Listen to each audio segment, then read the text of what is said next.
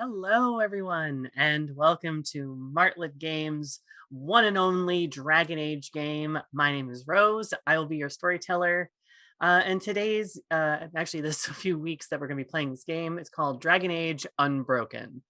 As a huge Dragon Age fan, I'm really excited to be running this game for the very, very first time, and also running this, style of game. It's the Green Ronin age system, which is only played with 3d6s, two of the same color and one of a different color. So if you're ever playing with this in your home, that's just the basics of the rules. We also learn how we play the game as we go through the game. And it's not just me here. I have some colorful people here who are all happy and excited just as much as I am to be playing this game. Without further ado, I will introduce them and we'll get started. I'm going to start with, actually going to go around the way I see it on my computer here. We're going to start with Petra. Introduce yourself and your character's name and both your pronouns, please. Alrighty. Hi, my name is Pedro Skelton, and I will be playing the Quinari Mage, Red Chain. Yeah. Great first intro. Yeah.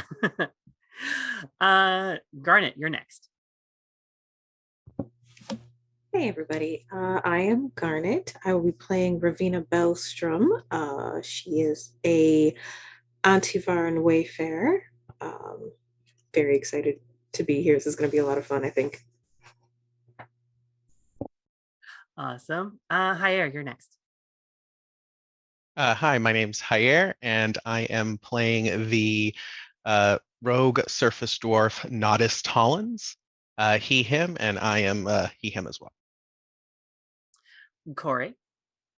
Hi, my name is Corey. I will be playing Brody today, which is a mage, human mage, of course. He, him, for both my character and myself. And last but not least, Mare. And hello there. My name is Mare, she, her, and I will be playing Aurelia Levinicus, the Tevinter mage, also she, her. And as stated before, I am Rose, she, her, but I'll be playing any and all NPCs, so any and all pronouns as we introduce them. Let's jump in. Tonight's episode is called Every Rose Has Its Thorns. We are going to center around the city of Kirkwall.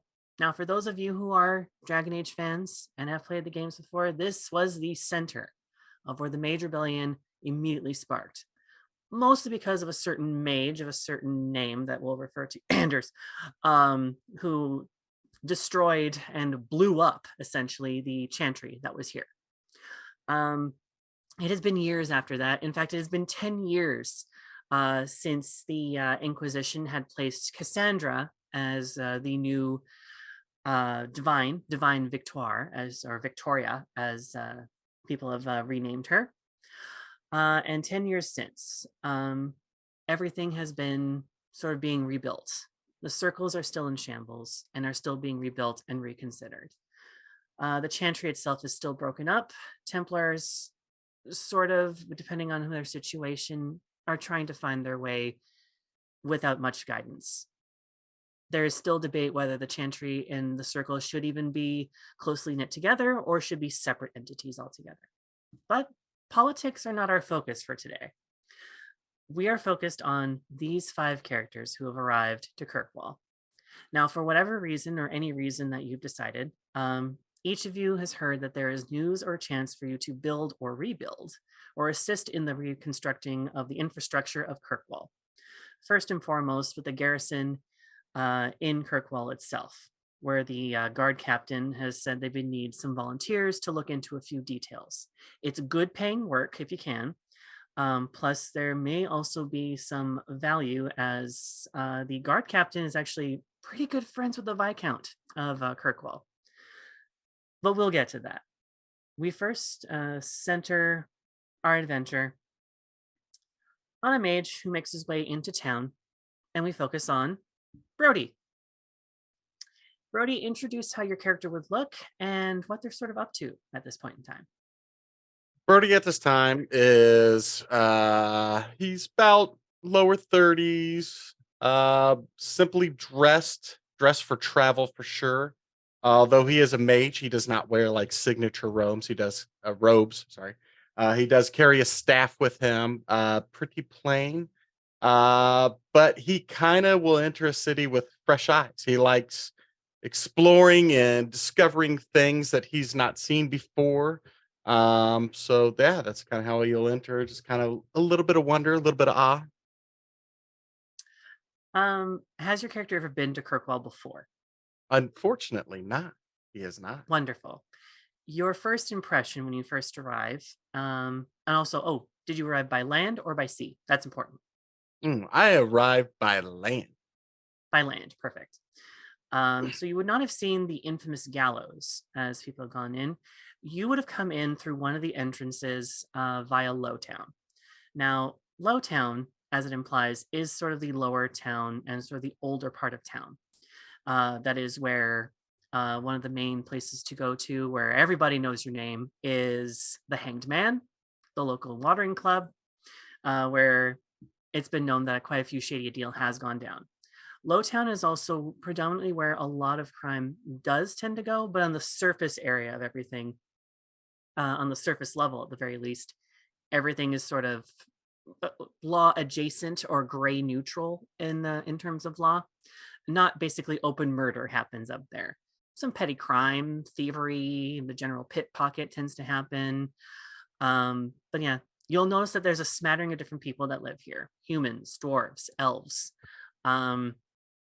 And if you were not so much exposed to this per se, there's actually quite a few more elves. To your working knowledge, I'll just say, Brody, you know that elves at one point or other, years ago, and it's been like almost 15 years since you've seen your last one, is that elves were held in alienages. At this point in time, Kirkwall has been declared a free city. Everyone has sort of is on equal level playing field, and everyone's contributing how much they can to help. So elves no longer are forced into those situations, and they live among the people quite fairly equally as everybody else. Keep in mind, Lowtown is sort of ramshackle and a bit of a shanty town, but regardless, there are quite a few mixtures and minglings of different types of people that exist and intermingle together. What's something that draws your eyes, or where do you go to first? As someone who is still discovering the world from leaving originally the Circle and then going with the Inquisition, uh, a good tavern always amazes him. And discovery of alcohol is fantastic for this character. So I think my character would sashay over to the nearest watering hole and go in. And sachet, you do. As you make your way, you do see the signage of it is literally with a actual live rope and some form or other of swaying. Sort of, you can. It's very convincingly painted. But if you look at it a certain way, you notice it is actually a wood cutout of a hanged Templar, swaying just back and forth with just the regular air. But it is just so convincingly painted that you think, is that a real hanged man? No, it can't be. When any second thoughts, you walk right in. As you walked into the hanged man, you are immediately hit by the smell of liquor, of different kinds of tobacco or smoke that's in there. You are immediately hit with the sound of people, just peopling. This is not for the place for anyone who is trying to avoid people, by the way. This is definitely a place where like there will be people. Thankfully, it's not standing room only. There are a few tables that are available to you. The bar is also open as well. And there is just the bartender that's just keeping clean there. Yeah. If you take a look around, you do notice that there are a few people. There's a few people who are actually at the one person at the bar who's just hanging out, sleeping at the actual bar itself. Two gentlemen embroiled in a arm wrestling, and another gentleman who's like sleeping in the corner, hat over his head, just taking a nap. And there's also two Templars who are just nudged into a corner and looking into something in the corner. Okay. Any open tables? Yes, there's a couple. One with a single seat. Yeah, one with a single seat or another additional like stool where you need to sit, and a lantern is lit, and it's just been wiped off by the bar hand that's there.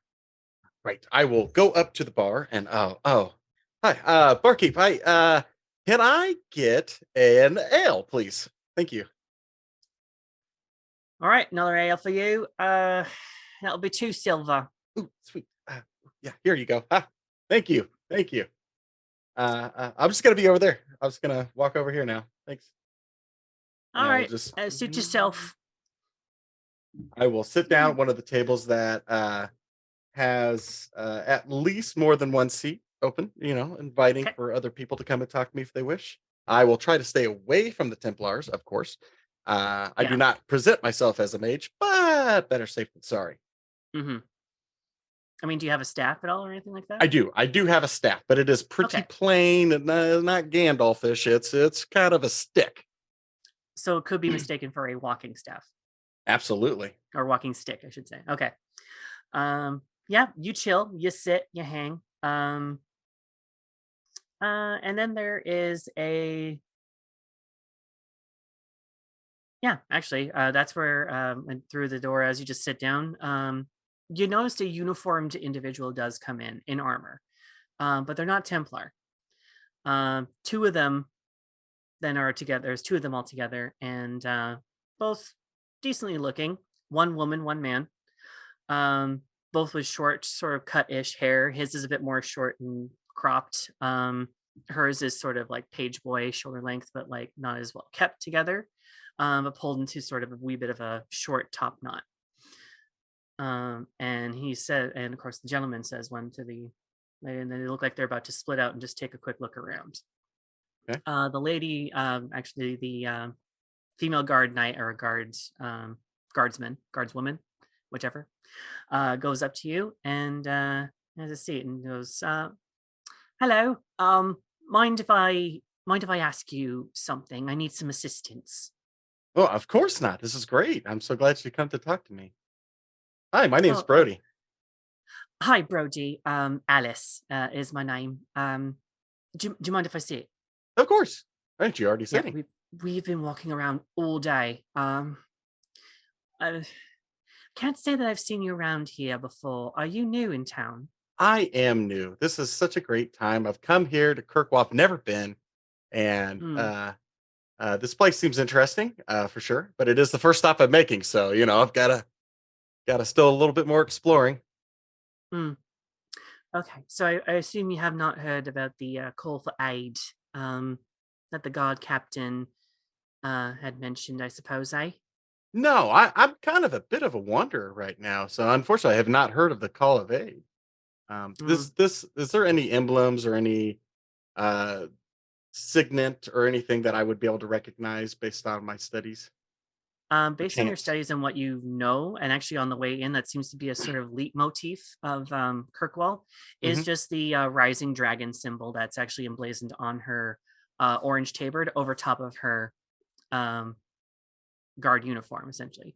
Her and her fellow guardsmen are also in the same uniform, and that is all sort of the same. The indication for you for it being a Templar would be the sword with the blazing sun around it. So Right. that's how you know for a fact that that is not a Templar. But the symbol itself, you see, and you can make the hunch of just like, okay, this is an official of Kirkwall. We're in safe ground here. We're fine. Um, yeah, Alice does sit with you. She doesn't, and the person walks by to see if they can offer her an ale, and she just waves it off and is just like, well, since actually you are new in town, I'm wondering if you've seen a dwarf around here. Well, here's the thing. He's sort of different than most dwarves. He's got, what was the description? What he lacks for a beard, he makes up for in chest hair. Likes to talk a lot and sort of runs the city. Have you seen Oh, him? you know, I I'm aware of a dwarf that meets the description. I don't know if he's running the city, but I have not seen him in a very long time. Actually, it's been close to 10 Oh, years. oh, interesting. So you know Viscount Varick? He's a viscount. Oh, that's fantastic. Yeah, it's been for the last 10 bloody years Ah, since, oh, Divine Victoria took the thing on the blazing throne. yes, I Was did it the hear about that. Sunburst throne? I don't know. I'm not the religious type, because I see those two over there. I'm not the religious type, so I don't. Sunburst, I guess. I don't know, but anyway. Look, I just need my friend and I are here trying to find him because the guard captain needs to, get in touch with him. But he seemed to have been missing since this morning, and he's a bit of an early riser. Well, this would And seem the right place, but I unfortunately have it not seen. would. It would. I'm just gonna wait for Mark to come back here, and yeah. But I'm wondering if you're not like under arrest or anything. You're new here, but I'm wondering if you could give us a hand, and I'm sure the guard captain would really appreciate some help. Okay, I could probably help. I would recognize him. So Absolutely. Just 1 second. Just one. Mark, Mark, and then Mark comes out from the back, and he kind of sort of like you see his head sort of like if he had like dog ears, it'd be like and it just comes right out towards Alice. And for some reason or other, they seem to have a very similar accent. Probably because I can't do any other accents. Just like, yes, Alice, what is it? Well, Mark, I met, have you seen his Highness his have you seen the Viscount anywhere in here? I've been kind of chatting up with Brody over here, by the way. Have you seen anyone? Mark just sort of shakes his head and scratches it. It's like, no, but I mean, God Captain Aveline said that he would be here. This is his haunt. This is where he likes to come all the time. And it's like, didn't you say there was somewhere else though? I'm just like, I don't know. Sorry, Brody, Mark. My name is Mark. hi, Mark. We're, as you can tell, we're in the same club. If you can tell from our uniforms. But I suppose, Alice, did you give the? Yeah, I gave the sales pitch. Brody said he was more than willing to help. Do you got time now? I mean, no rush. You can finish your ale, and we can just Oh, that would be peace fantastic. out. Like, I just got it, so I really like to finish it. Okay. We're gonna wait outside because God Captain says no drinking on the job. So we're gonna listen. We are, Mark, we are gonna listen. We're not gonna get downgraded again. We're not gonna do City Watch this time, okay? Not because of your drinking problem. And Alice then just like gets up and just drags Mark out of there while Mark is just still like, oh, but come on, and then they just leave the bar. You take time to enjoy your bar or your drink or anything like that. Do you do anything else or anything like that? I'm just kind of people watching, just trying to have a good time, sipping on my ale. I was like, Cool. oh, I probably should hurry up just a little bit. I'm sure they're still waiting for me. So For sure. While you are finishing your drink and people watching, by the way, you do see the two Templars just turn. And something about them seems a little bit off, but you're not too sure what exactly it is. You have heard of and been aware of some Templars who sided with Corypheus back in the day that were known as Red Templars, but they had actual like red stuff growing out of them. Rumor had it that it was red lyrium for whatever reason. But they don't seem to be that way. They do seem like they have done they're kind of a little less twitchy than they were before, and they seem to walk out trying to hold on to the fact that they weren't doing potentially what they were doing that Templars need to do to be able to do counter magic, which okay, is just doing up lyrium. Yes. Cool. One of them sort of gives you a weird side eye and then just walks out of the door. Okay. You go join Mark and Alice. Yay. Cool. As you do make your way back to the garrison, you do actually go through the gates from Lowtown into Hightown, which you can tell immediately, first of all, smells way nicer. Does not smell like waste, and actually looks a lot nicer too. There is an area that looks like it goes off into a nicer sort of living district, sort of like a burb per se, or with nice big tall houses. You see a few workers, dwarven humans, again, elves as well.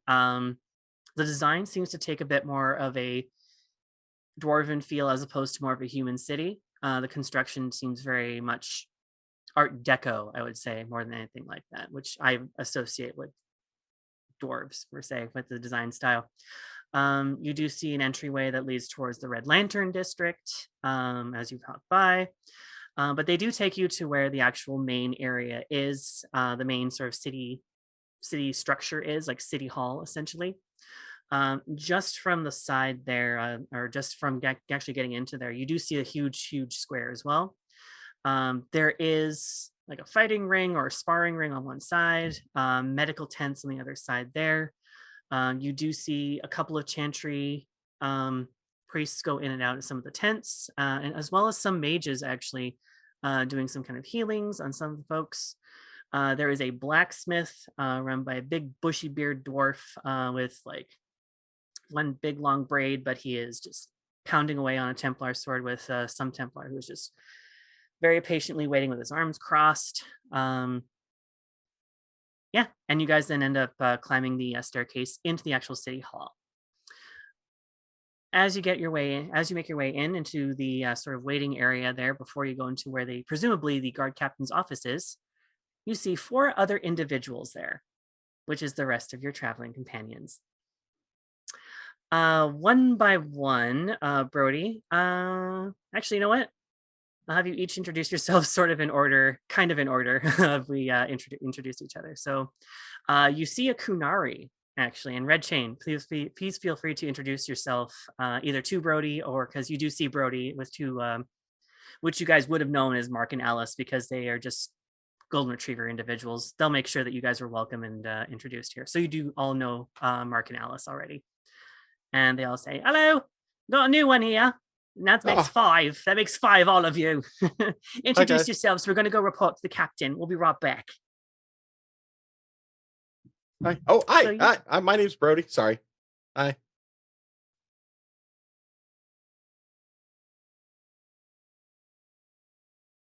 So you'll notice that Red Chain's lips are still sewn shut. Ooh.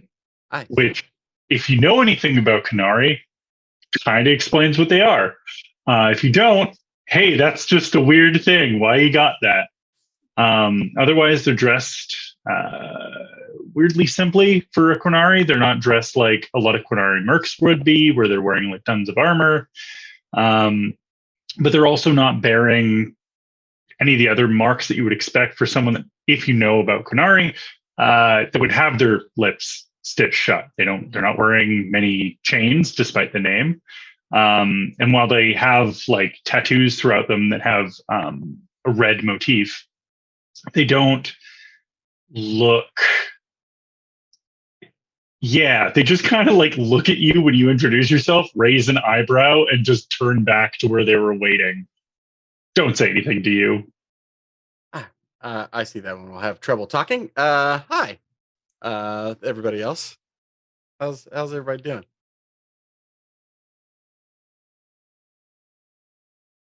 Sorry, I just want to know, was there a specific order, or can anyone just jump in? Anyone at this point. Okay. So Nodis pops in on the side. He would probably be near whoever the tallest, not near, but at least whoever would be the tallest individual would look over and see Brody come in. And Nodis is a dwarf. He has dark red hair that kind of is up in a sort of like a messy bun, but it's very long to where it kind of comes to the side as well. And he has little like flowers that are kind of like in his hair. He wears sort of like a dark green hoodie and this dark black brown sort of like leather armor that kind of makes it easier for him to move. It kind of looks like what he's wearing would be very useful for like in the woods, like especially if you wanted to like pretend to look like a bush or something like that. So he has these flowers that are also like on his back as well to kind of mimic a bush that has flowers going out of it. But you see him sort of wave up at you. He's about like 3'9", so he's a pretty short dude. And he goes, "Oh, hello. I see that they found a final person. That is so great. My name is Nodis, Nodis Tollins, or you can call me Nodis, or Tollins, or something else if you prefer that instead, which I'll be happy with whatever. I'm okay with Nodis as long as you are. That's fine with me. Okay. Um, he then looks over, he says, I'll be honest with you. I haven't really talked to anyone else. It's been kind of awkward, and I don't know how to really anyway, I'll just stick next to you for now to kind of see everyone else. And so he kind of just like shuffles behind you a little bit as he kind of will meet everyone else with you as well. Don't worry. The best thing to do is just keep on talking at them. Eventually, they will talk back. Oh. Maybe not her, but everybody else should.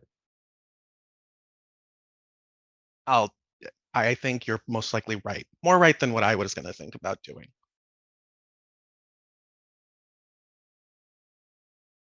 For reference, you do see what looks to be an Antivan individual, nicely dressed, with what I presume actually is red hair. I'm going to let you describe yourself, though, for sure. And you also see a Teventer, which surprising considering the events of 10 years ago, but then again, not surprising considering the situation that everyone's trying to fix everything together. I will quickly state that Red Chain will have been staring daggers at Aurelia, just like alternating. I will also state that the entire time, whether or not it would be like, imagine the equivalent of someone standing by the window and slowly smoking a cigarette, but staring at the Kunari as far across the room as possible for the entire time. Just and just like disgusted sigh as the caption pretty often. Nodis will kind of just like tug at Brody's like side and just be like, as you can see, there's this kind of tension of like unhappiness, and that's why I don't know if we can actually talk to everyone right now. No, that's fair. That I get that. I feel it a little bit too. I've been drinking a little bit, so I'm a little happy, but I don't quite catch all of it. Had but one drink, like, come on. My character hasn't drank a lot. Okay, still new to it. I'm just saying. I just wanted to call it. Carry on. At the mention of Brody saying that he has been drinking, that's when Ravina walks up to him and just sniffs him and goes, ugh, you've been at the Hanged Man, haven't you? Oh yeah, it's great. It was no, I just got here. Shush. What? No, never go there again. But never go there again. The people seem nice. They are super nice, but they have been feeding you pig swill, and she's just going to pull out like a small sample of her own like wine that she like makes from her vineyard and says, here, drink this. Oh, thank you. My name is Ravina. And yeah, so her hair is actually going to be bright orange, and she's got this, I love that the name of this episode is Every Rose is a Thorn, because she actually has a long, like full sleeve rose and thorn tattoo on her left arm. She is wearing a dark teal skirt that she's got pinned up just a little bit too high, but she's also got like breeches underneath for like movement, and like black, like just below the knee for like proper movement, boots with just a tiny little kitten heel, and one of those fun little scarves wrapped around her waist. It's got like the bells that jingle, and just like a really nicely made but simple black top. Oh, this is very good. Thank you so very much. Yes, they're super sweet, and I will admit, their food options are better, but please don't ever drink there again. Oh, okay. As you do. And honestly, I've just been watching these two waiting for something to pop off. It's been very boring. It does seem tense.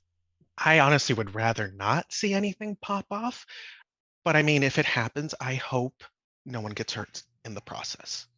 Yeah, okay. So she just pulls out another one and hands it to Nodis. Drink Ooh, that, you get it'll one make you too. more fun. Okay. Just to make sure, is this like a smaller size? Because I can't drink normal size drinks because, Sweetheart, it's this big. Just down it. It's like a shot. Okay. And he'll take it and he will drink it down. It I'm is the sipping mine. sweetest and most delicious things that both of you are, as you're either sipping or just shooting it. It is the most delicious wine that you have ever had, if you've ever had wine before. But you can probably imagine nothing tastes this good. It also tastes hella expensive and hella aged. So this is the what we call the good stuff.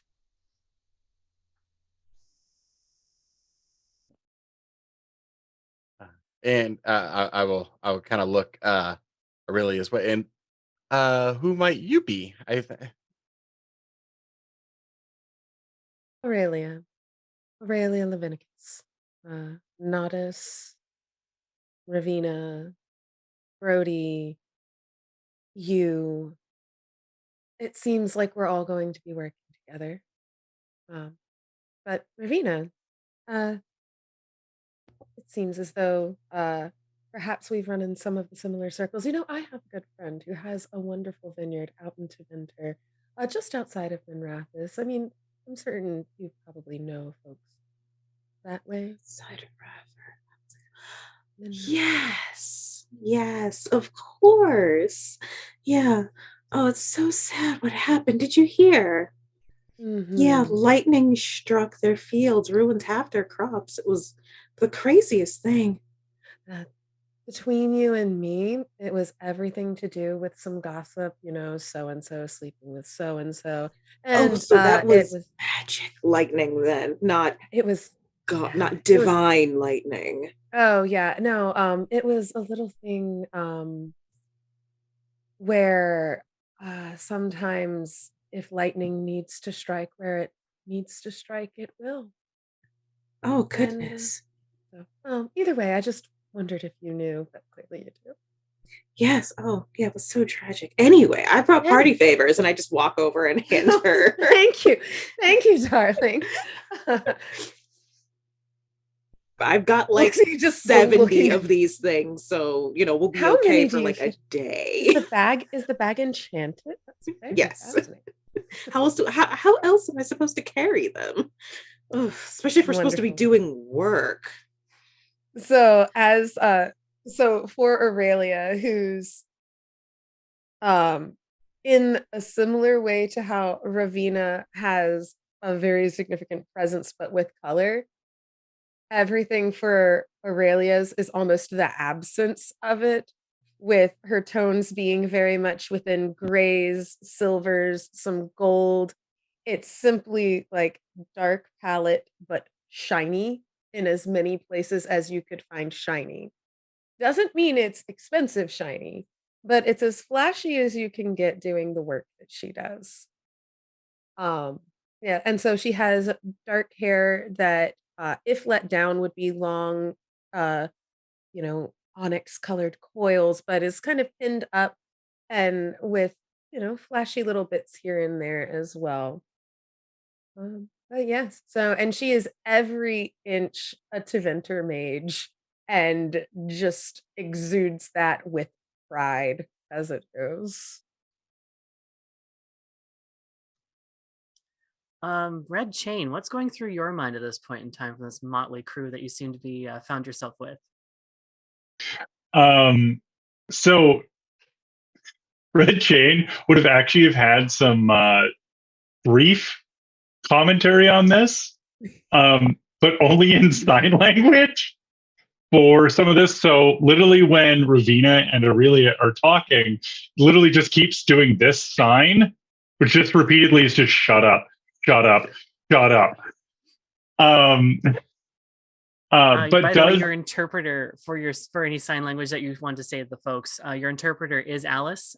She does. How do I put it? It's not so much American Sign Language; it's Thetis Sign Language. So there we go. Yeah. It looks almost exactly like American Sign Language. Funnily enough. TSL, nice. But yeah, I think otherwise, like Red Chain just kind of getting increasingly frustrated will just like push her hair up past her horns and just kind of like lean up against the wall. Like, I'm stuck with these people because Red Chain was under the impression that they've basically been arrested. They don't quite know what's going on here. Like, they don't actually believe what they were told by the guards. So they're just like, okay, cool. Why? This is a weird holding cell. At this point, while everything's going on here and while you're interacting as you are, you do hear a loud commotion in there, and sort of a fierce woman's voice that does not sound like Alice. It sounds very, if you're familiar, quite Ferelden in accent. And the words, "What do you mean he was not there?" And then that's where you hear sort of a thump or a crash, like a slam, like a fist on a desk. That's where the door sort of like timidly opens ajar, and you see Mark's terrified expression as he comes around the corner. It's just like, I think you guys might want to come in now. Now's a good time. And that's when he opens up the door for you guys to come in and just ushers you in. You do hear Alice and this other voice now just barking back and forth. She's like, we couldn't find him. What do you mean you couldn't find him? That is his watering hole. That's the only place where I think he can go. You guys go in. As you make your way in, you go into this sort of long-ish room. As you turn the corner around just to see where the desk is, and tucked into this little nook where the bunch of books behind her is woman about 6 foot-ish tall. The women are tall in this world, as I'm tall. So about 6 foot-ish. She is dressed in similar armature, but she is a bit more of a higher rank, you can tell just by the decorations on her. She has sort of this one red headband around her head, low ponytail that is orangey red, maybe not as orange as Ravina's, but is sort of a red hair. Around the temples is where she does have some silver that gives her an aged look. And she does also have quite a few lines around the forehead. She must be frowning quite a lot. Some crow's feet, and definitely around the mouth as well. For those of you who may not know, or for those of you who are watching at home, this is Guard Captain Aveline Valen. And she was at one point until you all walked in, especially when Red Chain walked in as well. You kind of stand out, honey. That's where she goes from just a fierce expression to caught off guard, and then just back to, right. We'll deal with this later, Alice. Come on in.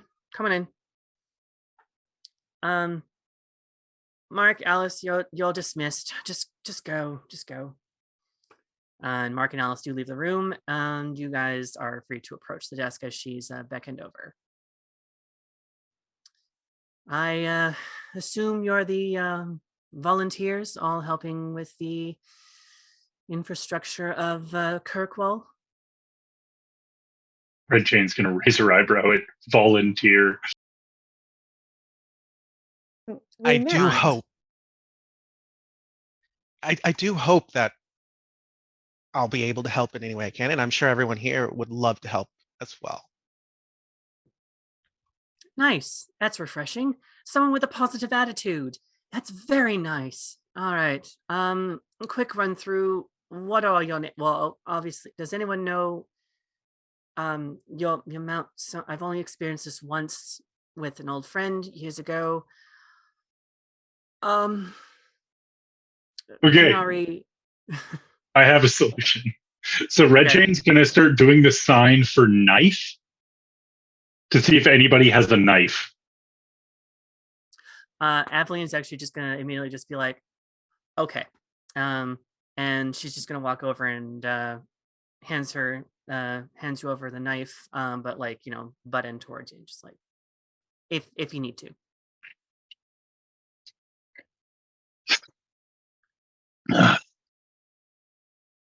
Sorry. Red Chain. Would you like a drink, dear? Yeah, that'd be good. It's really good. Your mouth's been sewn shut for Lord knows how long, and I just hand one over. I'm just like, I'm sure your mouth is dry. You'll enjoy that. Were you a Sarah boss? Still am. Oh, At okay least, then. I guess. Sorry, I've only experienced this once in my lifetime, and unfortunately, that Sarah boss met an untimely end. Not actually out of their own free will. So Good my Sarabas would sympathies, do. my sympathies for you. I hope it wasn't. I hope you've not been like that for too long. Wait, am I not under arrest? No, not unless Alice said you were. Okay. No, you're Oh. all volunteers for. I assume they've all heard the call of helping with Kirkwall and just minor jobs and helping with making sure it's safe and making sure everything is in running order at the very least. Which I don't mean to beat about the bush, and I will get Alice and Mark to get all your names, but first and foremost, we need to find the Viscount. He has gone missing since this morning. As some of you may have known or may have seen, Mark and Alice are sort of my only team at this point in time. I can't have them running around because we also need them for at least protection in there. We are training new recruits as we speak. But for right now, I need you as sort of my own assistants for the time being. I'm wondering if you can help me find the Viscount. Do you Yeah. often lose your nobles in the free marches? Only when one is Varric Tethris. Oh, that explains. I didn't get a name the first time around. It seemed very vague, but I was told to come here, and being the, wonderful, loving, caring soul that I am, I came post haste. Keep drinking. It'll clear your throat. Right. Well, unfortunately, one of my leads, normally where Varric likes to go, is in fact the Hanged Man. It's a place where everyone knows your name, as he would say, but unfortunately, he is not there, and I'm wondering. Hopefully, nothing as bad has happened to him. I know this may seem like I'm sure you've checked his home on the door. Upstairs. Oh, here. We've checked the city hall. We've checked the barracks. He's been not seen, and his servants usually do help him because he's quite the early riser. I'm sure you probably have been informed. No, it's just a little thing at the back of my head. I'm wondering. Does he have other vices other than drink? That's what I was thinking, but I mean, it wouldn't make sense to go there. Although.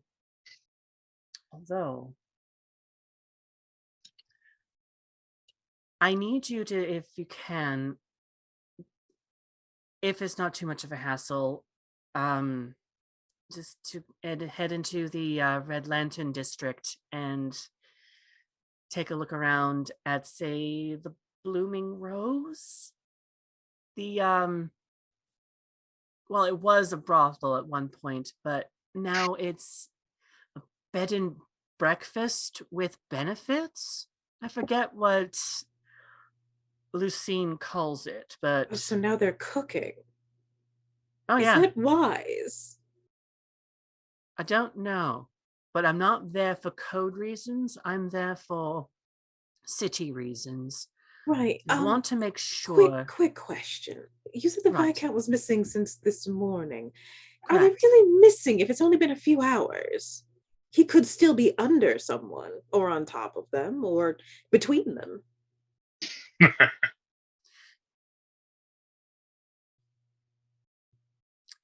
That's probably absolutely right. Maybe I should get you to take a look at the Blooming Rose if you all could.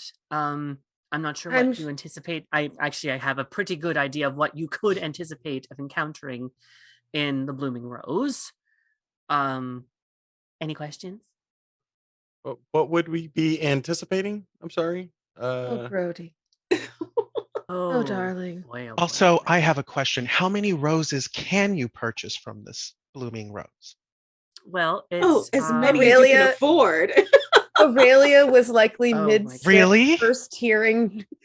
Aurelia my was God. mid-sip during Brody's part of it, and then choked on the wine as soon as Nada spoke, and is just like, oh no. Having trouble there?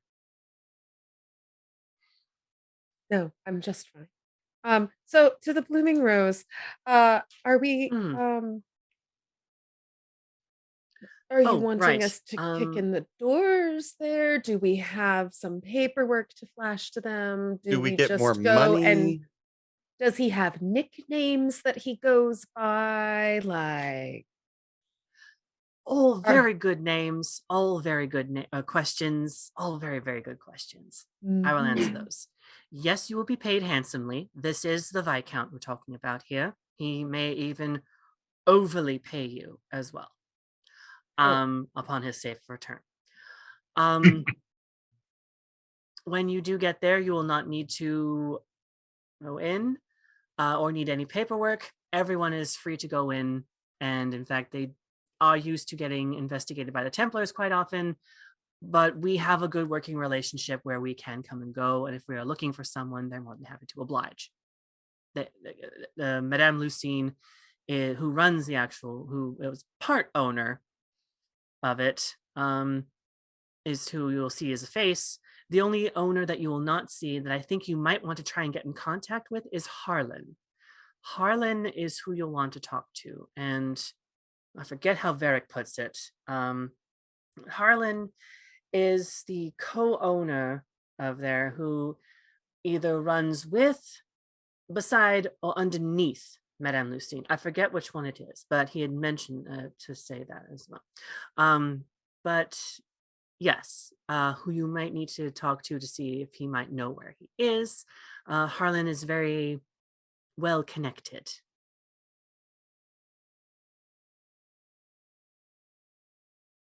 I can't wait to see how the Viscount pays us as we interrupt his morning activities. This should be fun.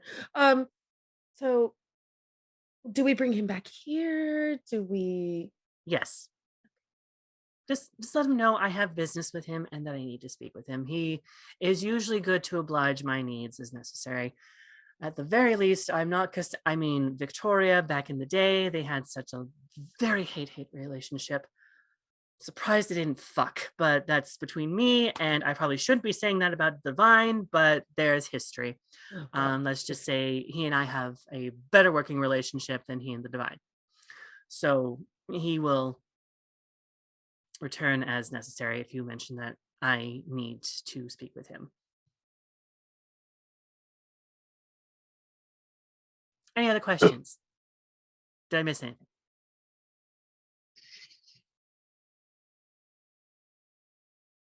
Who's in charge?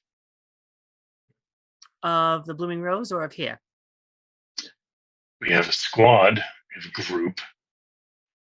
Who's in charge? Oh, who's in charge of all you? Well, that is completely up to you. But just promise me no fighting, no killing, please. Please. Please. Madame Lucine is a dear friend. There's no need to fight. As long as the Vince not in charge, I'm fine. Oh, it's okay as long as polite. As long as the horns don't rip my robes, we're gonna be fine. Flash enough coin, and maybe you'll find a companion. This How much coin is that exactly? I haven't figured that out. I'm sorry, what was that? Nothing.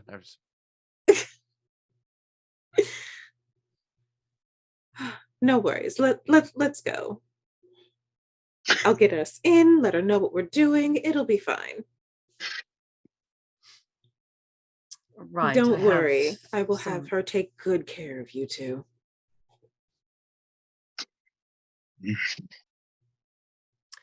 I'm two are going about to other have. You said your business. first time in Kirkwall, Brody? It is, yeah. Oh, my goodness. What a treat. So I guess on our way to the roads. If you are all wanted to make your merry way, Aveline says she has some other business that she needs to attend to, and returns to her papers on her desk as you make your way out. If you pass by Alice and Mark on the way out, they just wave as they head back into the office. Bye, Alice. Bye, Mark. Bye. They seem to say it at the same time, and it sounds like the same voice. I absolutely slip Mark just a small bottle because I love chaos. And you just hear an echo in the background because it's a big, huge cavernous thing. Oi, what's this? Oh, that's lovely. Let's try it. and as you're on your way out, all of you would have seen this on your way in when you first made your way into Hightown. You exit through the sort of main doorways. There's really only one way into the actual city hall and barracks. It's just the one entrance. Make your way downstairs. When you get to the Blooming Rose, it is about noon, 1 o'clock in the afternoon. Right? Drinking on the job. When you do make it to the Blooming Rose into the Red Lantern District, there is in fact red lanterns lining the sort of street and square. And with notice, what you've noticed actually is a huge sort of like front entrance and garden way full of roses and greenery that seem to be very well taken care of. All of you do absolutely make the distinction that this is in fact the Blooming Rose, and is, despite the fact that it is sort of a bed, breakfast, brothel, and beyond, it is quite the bustling place. There are a few people who have gone in, a few people have gone out. There's people milling about. Most of the time on the outside, anyone who's in promenade or anyone who's out and about with, say, a partner on their arm or anything like that, is dressed, is covered. You'll probably, for those of you who are a bit more in the know, the more of the debauchery seems to happen inside the Blooming Rose. So you're outside. Do you go in? Yes. I was gonna. How big is the doorway? I need to know this for reasons. It's big. Big wooden oak door, but it's also just wide, just willy-nilly, just wide open at this point in time. Okay, cool. I'm just hanging out there. I forgot that Red Chain is 8'2", so I'm tall. You have to duck slightly. The door is 7 feet tall, so you're just a foot taller, but thankfully all the rooms and everything like that accommodate not only your height, but your horns as well. I'm just going to say, because I like shaming my character, she definitely bumps her horns on the door. And it's very embarrassing. On your way in, as mentioned before, that's where you do see not so much lewd forms of undress, but there's varying upper parts of undress. There are folks who are sitting at tables at sort of the main sort of bar area. Brody, since you had been actually in the Hanged Man before, this is not only a step up in just the way it looks, but this is absolutely like a different scale. You can tell this is definitely a higher class sort of area and region, and also tad more free. Few gentlemen and women in looser shirts or even some forms of undergarments. Some very good looking individuals who are topless or just have just their tops on, barefoot, shoeless, or shoes or anything like that. Basically every single flavor that you're looking for in there is there. But yeah, the bar is to the far, I'm gonna go with my hands here with the far right. And at the very left is a fireplace that is ablaze and maintained by one of the staff before she returns to head back into the kitchen and start serving folks. So what do? You're in a brothel. Brody will look looking a slight uncomfortable. Mostly head down, peeking up every once in a while, blushing a little bit. Just kind of like, I am sorely underdressed here. Overdressed. Sweetheart, please, you need to keep your eyes up because if not, I mean, it's rude to not look people in the eye. And Brody, as you look up, you actually meet eyes with a very broad-shouldered, sort of blonde-haired male elf who just glances at you with like has way more going on behind his eyes before he looks away and heads up the stairs. Okay. Just timing, my man. Just timing. Always. So Nodis is definitely gonna go and see if he can find the person that's running the bar, I guess. Mm-hmm. So you do see at least one person look like they're actually giving an order to someone behind the bar. It's an older gentleman, very much bald head, but he looks really good. He's probably like in his 50s or so, human. And you hear the lady say just like, "Oh, Quintus, I need another 2 for the lovely couple over there." And it's like, "All right, what are they having?" And just like, "Oh, they're having a elven fruit wine again." He goes right up and starts to pour that out. He is wearing like just a leather vest that shows off just his very clean cut muscles and everything like that. He also has very well form fitting. It's very very well form fitting, and also leaves a bit to the imagination, but it's form fitting enough that it just isn't leaves a lot to the imagination, if you know what I mean. But yeah, you see him and you know that his name is Quintus just from hearing the conversation. Quintus? Yeah. Okay. So Nodis will wave, and it probably could just barely see his hand. I'm assuming it's a pretty tall bar. And so he will try to get up on one of the seats and try and get his attention. Says, excuse me. Oh, hi, sweetheart. What are you doing here? How'd you find your way in here? Well, I am actually here with the rest of my companions, searching for someone pretty important. But I do have a quick question of my own question. I heard that there are roses here, and I was very curious to find out exactly a few questions. First off, how many roses are you allowed to buy? What different colored roses do you have? Because I think it's always nice to have a colorful range of roses as well. And also, are they all homegrown here, or are they brought from other places? And so he's just asking lists of plant roses. Is under his assumption is something that they sell here as well. I am going to walk up before Quintus has a chance to answer. Just be like, "Hello, dear. Forgive my companion. He's a little new. Why don't we start him off with Ruby?"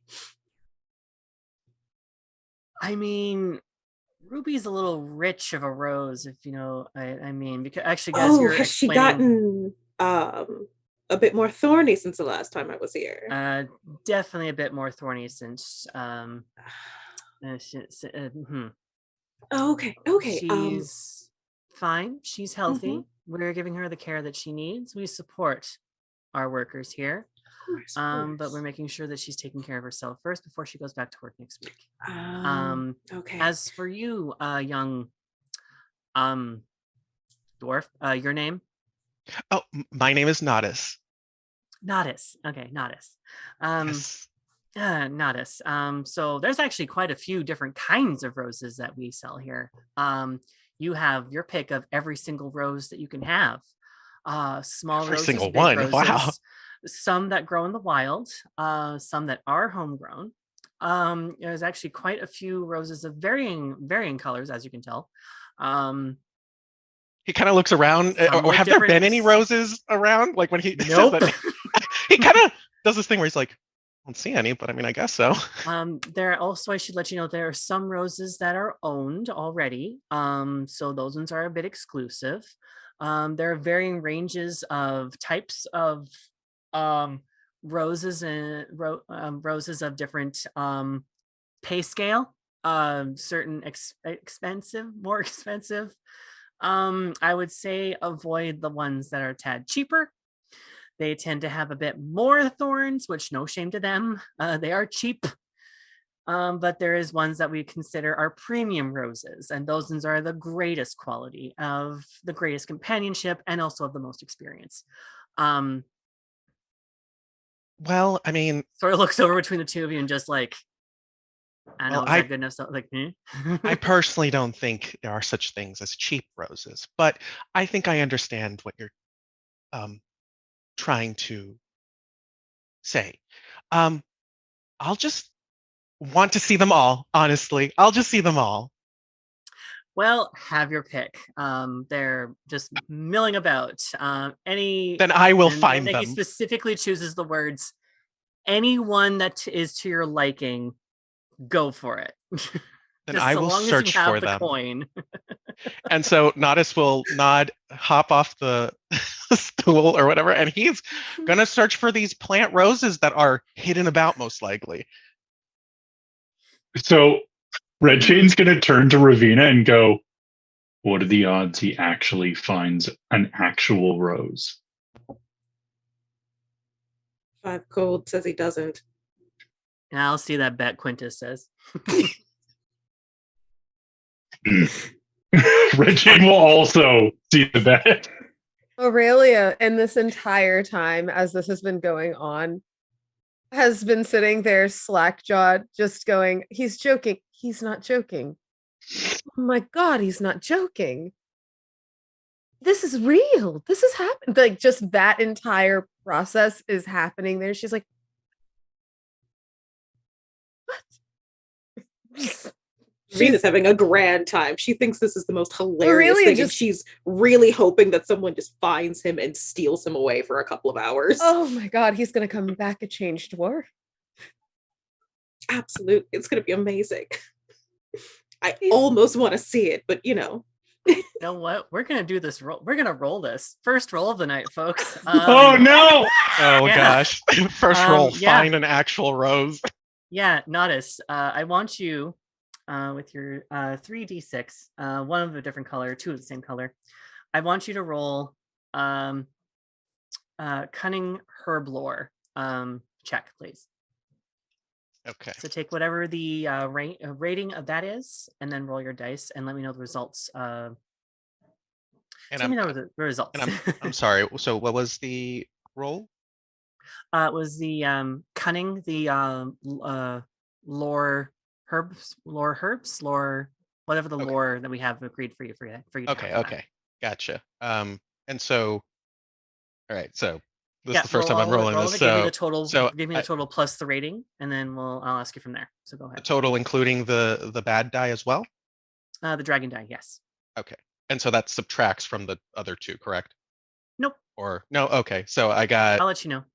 okay. Well, if I add them all together, I got 10, and then I have a +2 rating with my cunning.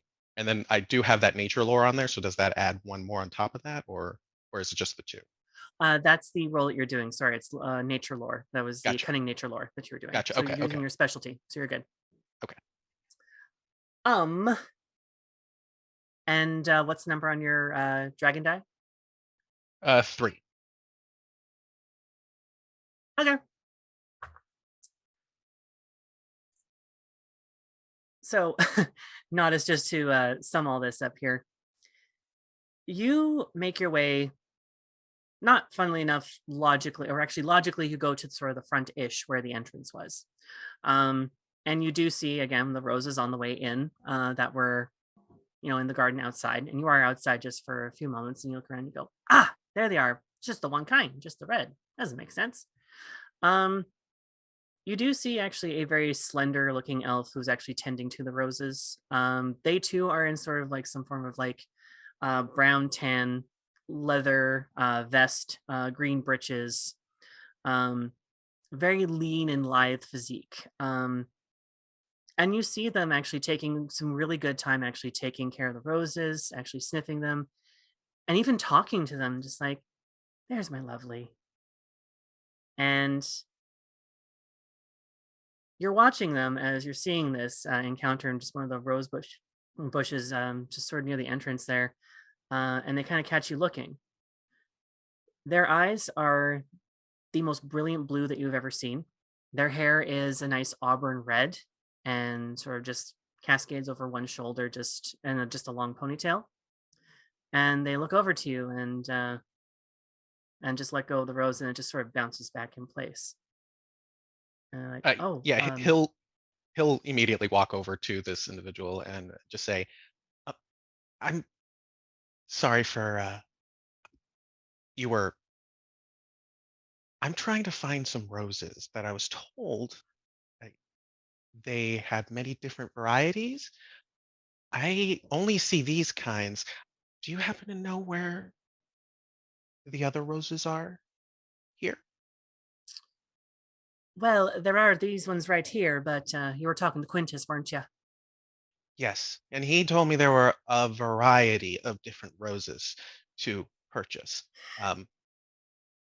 But I only see these here. Am I missing something? I feel like I might be missing something, but I'll have you know, I'm pretty good at noticing things.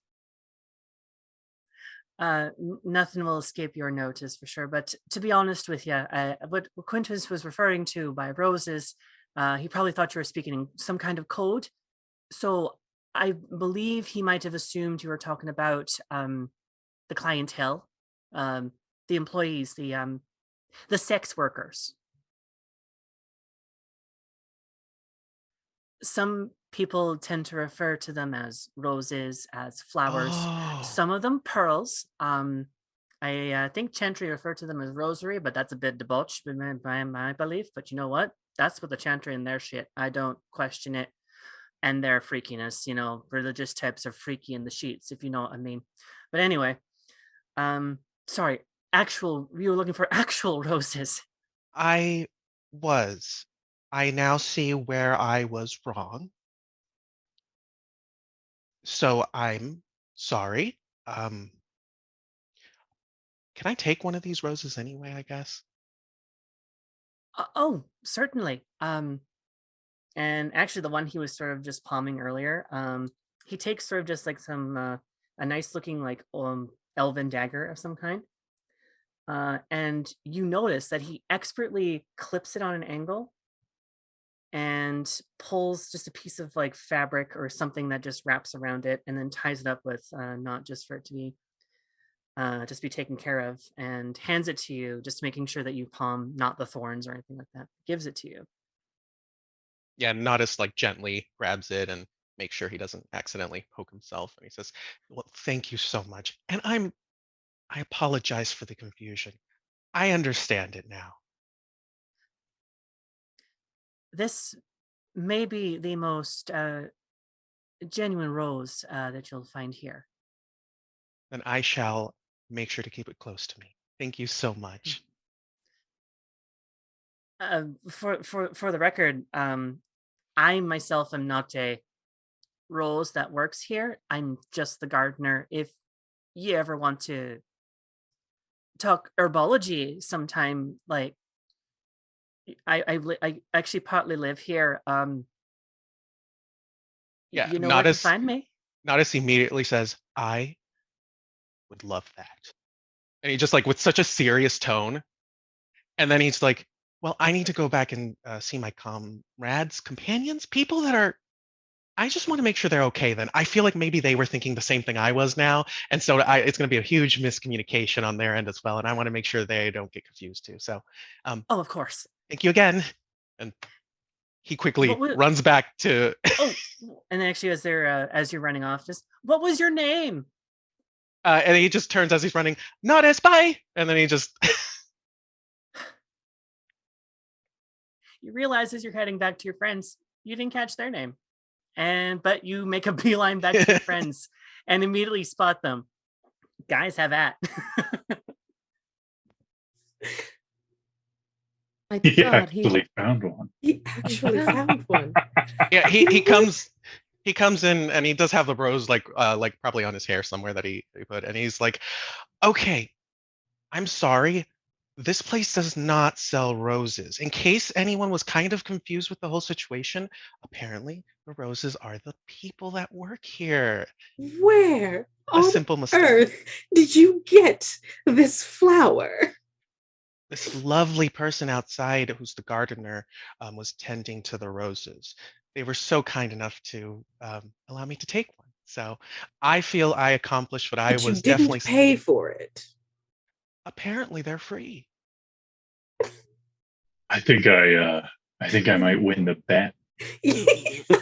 I have never been happier to lose a bet. I honestly did not think they had any real flowers, and I just pass out the gold pieces. I don't even care.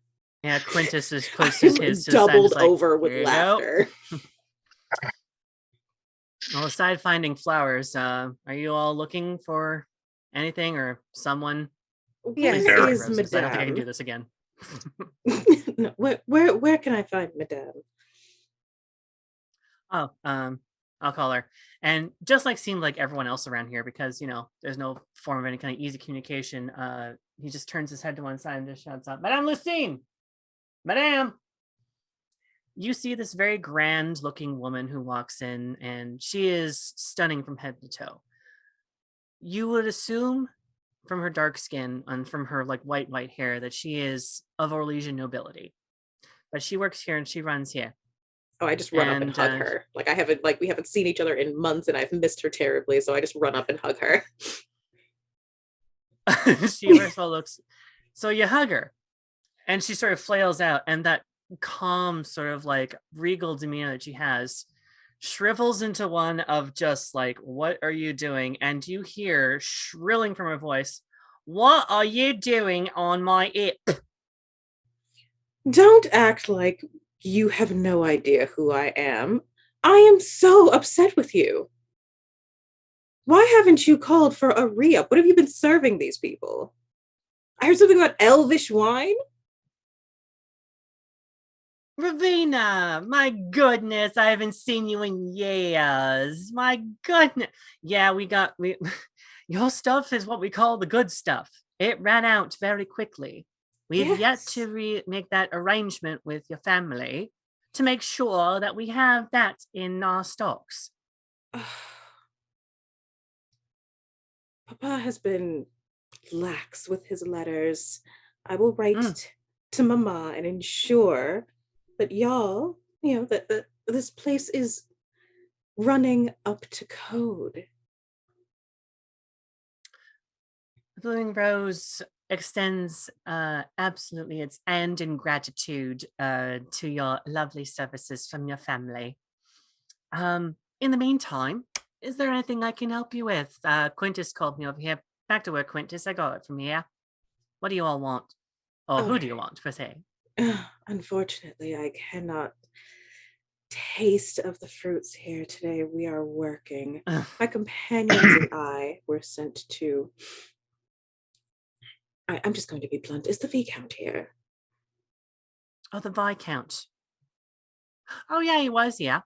But he was here to see Ireland for some reason. Oh. He also was not here to partake of your lovelies. No, no, I think he seemed he was like forcibly brought here by Arlen for whatever reason. Or it might have been the other way around. Then again, it's how Varric. does You never one really forcibly how does one forcibly bring a Viscount anywhere? I don't know, really. There's so many different rules these days. So long as everything's consensual, I don't really give a shit. But actually, you could find Arlen in his office upstairs, and she indicates because when you do see at the upper level, you do see the doors line the things along where the landing is. And you do see where the door she points at, and that's like, that's his door right there. It's the torch over top of it that's lit. That's his office, and that's where he is at this point in time. I'm not sure what you're gonna see in there. Again, consenting adults, I don't give a shit. But I cannot promise you what you might see. It can be anything from doggy style or beheadedness, or someone giving or taking head. We'll see. Dealer's choice. I'm sorry. You're telling me that in the free marches, brothels allow you to behead people? Not just the free marches, honey. Have you heard? Kirkwall is a free city. Oh. There's a little bit of gray area. And we have a good working relationship with the guardsmen. Sounds But, lovely. but anyways, feel free to make your way on up there. Thank you, sweetie. Oh, don't you look just lovely? Oh, you got one of the roses. Oh, from oh, I don't know his name. God knows they come and go, but he's a keeper. I need to know who he is. Anyways, feel free to go on up to the top and give Harlan my regards. Or a smooch for him from my case, anyways. And she just sashays away and back to the back office. Aurelia looks to Red Chain, says, giving Harlan the smooch. And Red Chain will just kind of like grunt. All right, well then, I've already done the work. Go. Aurelia starts marching. The temptation to just post up at the bar and just watch is so strong. It's like, no, I have a job to do, and I will take up the rear. So it's presumed that you all do go up to Harlan's office, if you will. Oh yeah.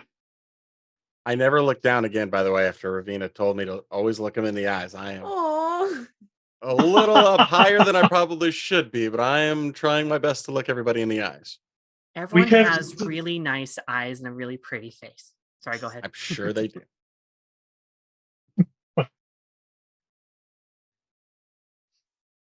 Yeah, so I know Aurelia would make her way to the door and at first probably stops and shrugs, just like gestures like, should I knock? Or Oh, yes, it's polite to knock. The moment you hesitate, Red Chain's just already knocking. Like literally right behind. Also, just because it wasn't stated before, but now that we know Red Chain's height, I don't know how tall everyone else is here, but Aurelia is very petite for a human. She's very much just like, it's like she stopped growing in what the equivalent of high school would have been and has remained that until like the age of 30. And it's just this. So that makes it even funnier. It's okay. You're still you're still taller than me, so That makes literally like glaring daggers at each other even funnier in the past scene, because like even then, sitting in this chair, Red Chain would have been taller. Essentially, yeah. Okay. So as you knock on the door, Red Chain, or after you knock on the door slightly swings open, not as timidly as say the office did with Mark, but another one comes in, and you do see a dwarf, full beard, dark, top knot on the head, and a very peculiar sort of S-shaped tattoo on their one of their cheeks. And they look at all of you and just go, "Yeah, what? Harlan." Oh, you're here to see him. Okay, yeah.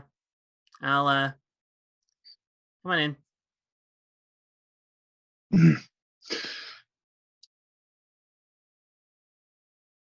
Red Chain will push past Aurelia.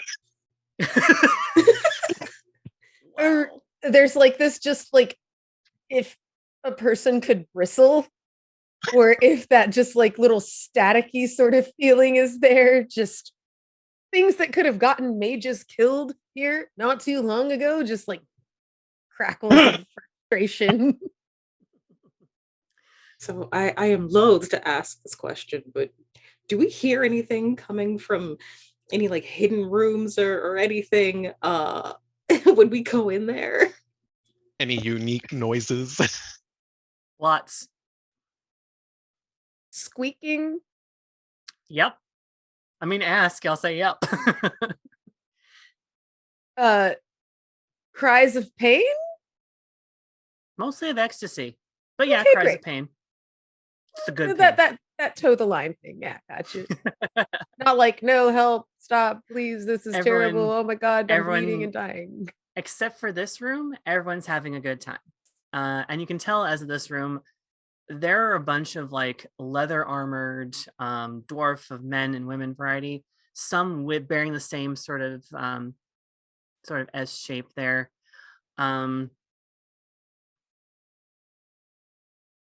Yeah, not unless any of you have sort of any kind of working knowledge about dwarves or anything like that. Some of you can actually roll a cunning roll just for your knowledge on them if you'd like. I'll try that. So we Sure, roll just- all 3 die and then add in the plus, add in what's there, or is that only for the cunning rating. cunning rating? Okay. Yeah. So we add that too. I will also roll. I did as well. Yeah, just give me your totals, y'all. I get a 15 with a 6 on the dragon. Okay. I got a 17 with a 3 on the dragon. Okay. I got an 10 with a 4 on the dragon. I got an 18 with a 5 on the dragon. Okay. Nodis, do you roll, or do you want to just you just like oh hey? Honestly, Nodis was gonna look at the first dwarf that opened the door and just he's gonna be more focused on like saying, "Your beard looks amazing. I hope mine grows out soon too," because he actually doesn't have a beard. He kind of has like a little bit of stubble like on his like kind of little mustache sort of thing. But honestly, he has no beard, so he's like, "Do you know how long it takes until your beard fully comes out? I'm just wondering for a friend." Right. Yeah, this was a lifetime achievement right here. Made my whole life, I'm just saying. I get that. My mother also had quite a beard this big as well, minus the mustache. She liked to keep the upper lip a little, cooler, she said. Of course. So it's a lifetime thing, but um you two are kind of having that little side chat. Yeah. For those of you who scored really high on your dragon dice, I'm going to say like the 5 and 6 I heard on there. Not only do you know that the markings on the side of their cheeks here are a symbol for them being branded as casteless, as in they're casteless dwarfs, but from their armor and just the like symbols on them and just the way that they are ragtag and mismatched, these are Carta dwarves. This is essentially the underground of dwarves. And you see the head of the Carta sitting sort of like, and no desk in there, just a single chair that's in there. And probably the most gristly and sort of gray in his beard sort of stands up, walks over, and is just like, "Hey, Arlen, nice to meet you. Co-owner of the Blooming Rose. No comments, no questions. Yeah, Lucine and I have a thing. What do you want?" Varric. "Oh, the Viscount. Yeah, I can help you find where he is. He's a little indisposed at the moment, but I'm wondering if you can do us a little favor. I knew this would catch the attention of the guard captain, but you involved with the guard captain at all?" What's the term? Freelancing. Volunteers? For sorry. pay. Oh, employees then. Okay. I can tell you right now, his lordship, the Viscount, is not under any kind of harm. He's perfectly fine, perfectly safe, just indisposed at the moment. He's also of a well-connected, nature as well, and looking into something else. I need you to do something for me. Specifically, I need you to take care of someone for me. Like a pet, or Oh, I hope it is a pet. What kind of pet? I assure you, I'm very good with animals. All right, you're adorable, but shh, the adults are talking. Okay. Sit down, kid. He sits down on the ground because he's like, okay. Can it be a rose? Can we take that? You too, Sparkly Pants. Shush. No. You. Harlan points at Aurelia. Just like, not Venatori, but definitely not Venatori. Definitely not Venatori. Lucerne. Tevinter. That's the other word. Tevinter, right? Yes, with the Lucerne. When I say, that's I need to get your number. When I say take care of someone as a Tevinter, you should kind of know what I mean. I mean, For those of you who don't know, we're the Kurta.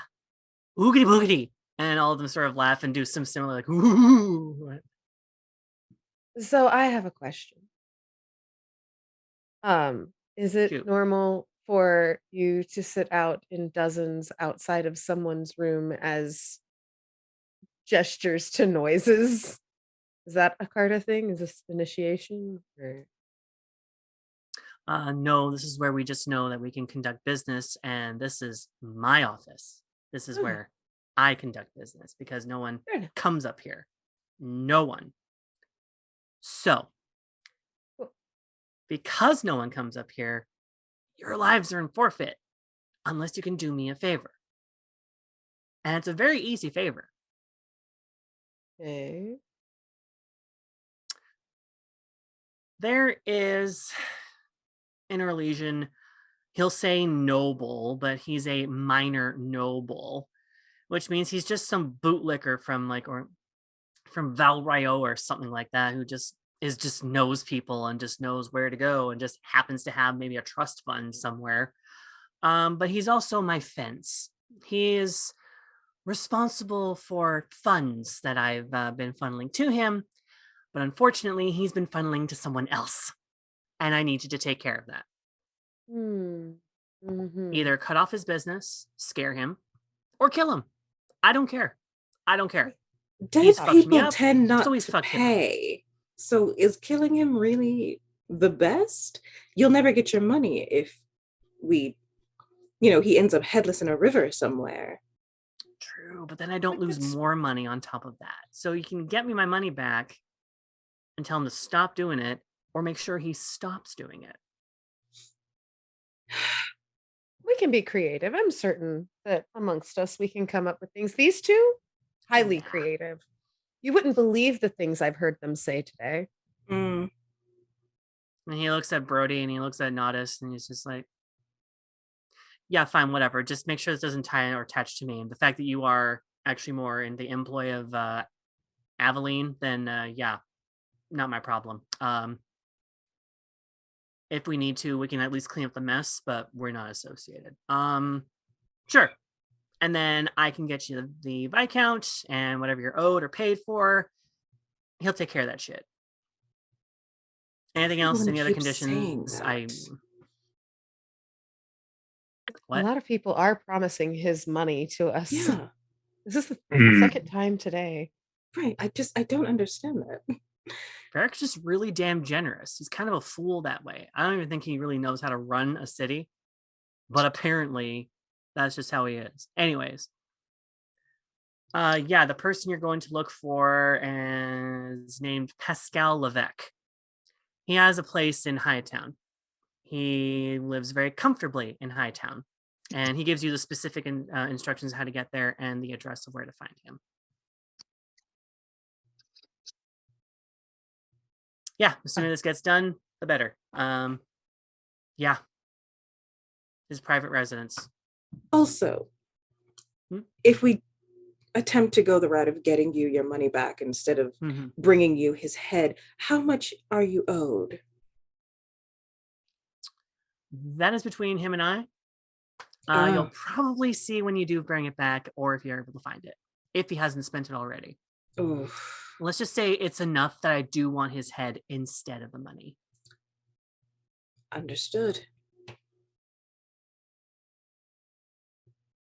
So, yeah, I'll leave it to you. And yeah, you got your assignment.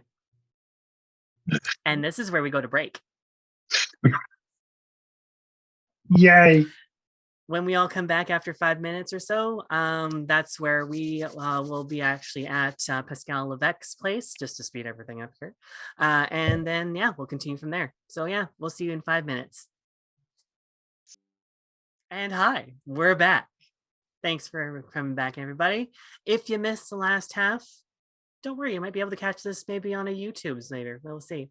But for those who are still here, previously we were at the Blooming Rose. Now we're just in front of some Orlesian noble-esque person's private estate or home in front of, and in the Hightown and sort of that just residential district there.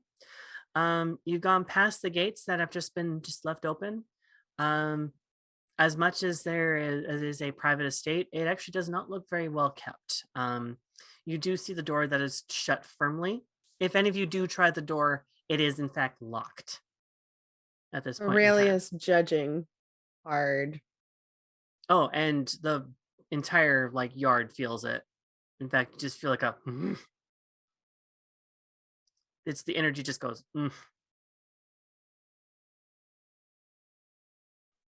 Yes, you were in front of a locked door in Hightown. Not a lot of traffic, so any breaking and entering, no one's gonna notice. Cool. Do you want to try knocking again? So you ask that, and Red Chain's just going to kick the door down. Okay. We're doing this, huh? Oh boy, this is going to be. Hang on. This is going to be a strength check. So give me a roll with your strength rating, please. And also let me know what's on your your total, and then what's also on your dragon die. And just to make sure, you said it was around noon range when we get here? It took you a little bit, so it's about like 132. Okay. That is a 6 on the dragon die for reference. Wow. So that's 16 total. And my strength rating is 3 plus 3.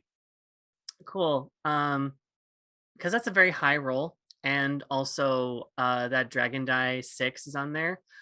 Red Chain, I'm going to get you to describe what happens to this door and presumably some of the wall attached onto it. By the way, it's a very solid, sturdy, wooden oak door. But yeah, just describe how you kick in this motherfucking door. So Aurelia turns, I'm assuming, to ask Red Chain that question. And as elegantly as Red Chain can, she pushes Aurelia aside and just does a front kick, and the door just so instead of pushing in part of the wall, all that, it's the door flips like this when it breaks off the hinges and just slaps into the ceiling and then flutters to the ground. And Red Chain just kind of there, not. From the inside, you hear a yay, and then the. And Red Chain will. No, is no one going to? Red Chain's going to run in. Aurelia, to whoever's standing closest to her, Aurelia leans over and is just like, Kunari, am I right? And just follows in right after. I'll go. Yeah, she's pretty great. Oh. Ravina is heavily annoyed by this entire situation, having to be there when she should be somewhere drinking and flirting. Ravina does not go in. Ravina walks around the back in case there's a back door. There is. Yeah, so that's where Ravina goes. Cool. She runs, but still, it is an annoyed run. So yeah, all the rest of you who are doing kind of nothing, see Red Chain not only kick in the door and then burst in after you hear a terrified yelp of some kind, and then footsteps running, presumably up some stairs. You also see Ravina go around the corner, around back. What do? I follow the tall one. Brody goes in through the front door. How about the rest of you? Or has Aurelia gone in, just already in? I don't know. I'm trying to decide. If I see Ravina going off to the right, and if I see Brody has gone in, I'll probably look to Nadas and go, you know what I meant by knock on the door, right? I was pretty clear about that, right? If there were any birds nearby, I'm not sure if Red Chain's kicking down the door would have scared them off. Oh yeah, it would have. They were Yeah. just Okay. you were just having a good time. Yeah. Some So birds were just there, just chilling. yeah, Nodis was like focused on that, but when they like flew away and he like turns over and he says, I'm sure, I'm sure it was supposed to be a lot softer than that. Uh-huh. I guess we should probably go in. I am a little worried that they're gonna go in there on their own. Yeah, but I'm worried about Ravina. How about you go with them? Okay. I'll go with Ravina, okay? Because we got to make sure everyone's safe. Right, absolutely. You're right. And he runs in. And Aurelia has that moment of just like this and just kind of looks to the sky, straightens her clothes, tucks her hair back, and then goes like saunters essentially to follow around where Ravina went. Like Ravina went, and she's like, So we'll start with you two at the back door. oh, So yeah, Ravina, you do see Aurelia catch up to you there.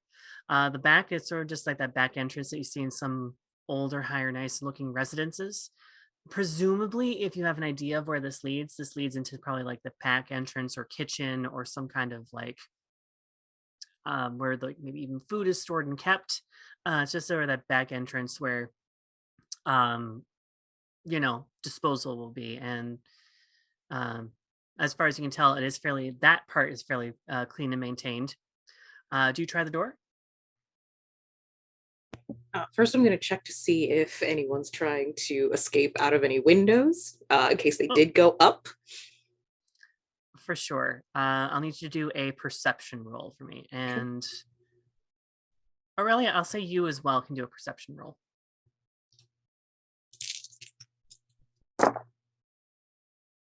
Ooh. Okay. I'm having to do math. This is hard for me. So that's a 19 and a 6 on the dragon die. Ooh, okay. That's 11 plus 2, which is 13 with a 3 on the dragon die. Okay. So you both see this, but I'm going to say, because the roll and because of the dragon die, Ravina, you did see a window that was open and then immediately shut again when you did hear that same sort of eek just as the door closes. He's there. Second floor. Second floor window. Do you climb? Not really. Do you? Occasionally. Okay. Well, we could also perhaps knock back door. No, he's probably terrified. Yeah. Fair enough. I mean, very, very scared at this point. Mm-hmm. And I'm just imagining the two of them so finely dressed, like sitting out on the back in the backyard, looking up at this window, just going, would I be able, I don't think I have anything that would be like creatively doing anything magic to like pop the window back open. Or like maybe pop one of the other windows open that's closer to us, or use, I don't know, like my hands like a person.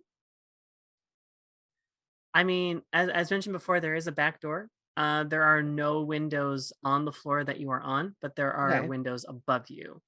It is a wee bit of a climb to get to that second floor for sure. Maybe like a story above you, essentially. Is there like anything again, the only clear to the only climb way, on, like a trellis or like something like that? with your, and I'm going to use your perception roll actually, just in case you're looking around as well.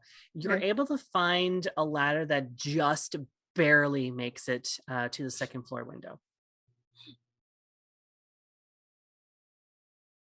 I guess I could climb that. I'm pretty sure. After you. Okay, catch me if I fall. Of And course. starts leaning it up there and starts climbing up the ladder. For sure. I'm gonna like hold it to keep it steady. That way. I'm gonna like hold it to keep it steady. That way. Please. Okay. And it's You going a both hear little it. slower than probably what would be expected because this is a little out of her wheelhouse. Also, It we was don't know very how old much- that ladder is. Literally, at any point, it could collapse. on you. Anything. I mean, it's fairly old for sure. Oh, And you make your way up there, and I'm gonna do a roll. oh no. You're fine. Oh, thank heavens. Oh.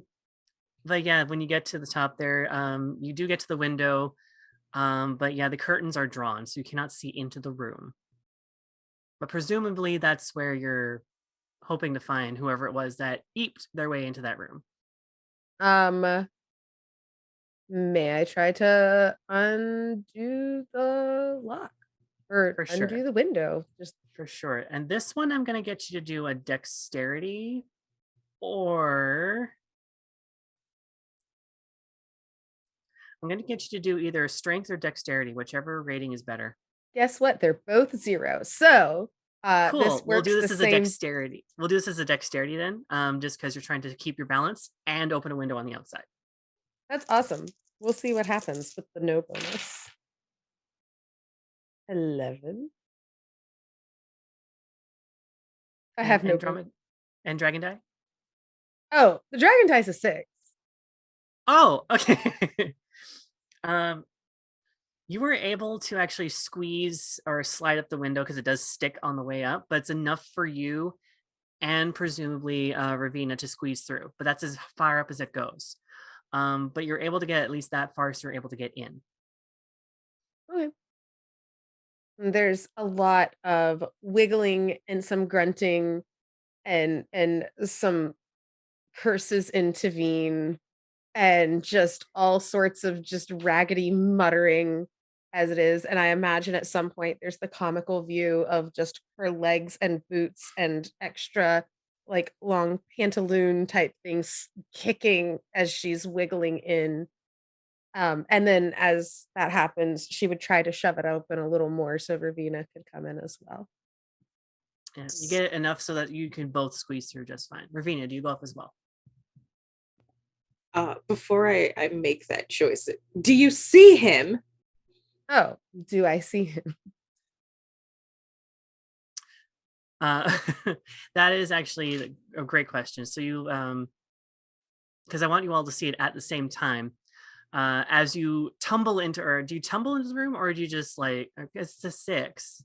It's a low. I probably, in that sense, I probably wiggled in and then tried to like slide myself down.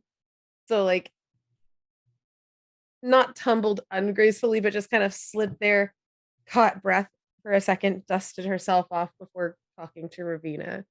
So there was a moment. She had at least a moment. She wasn't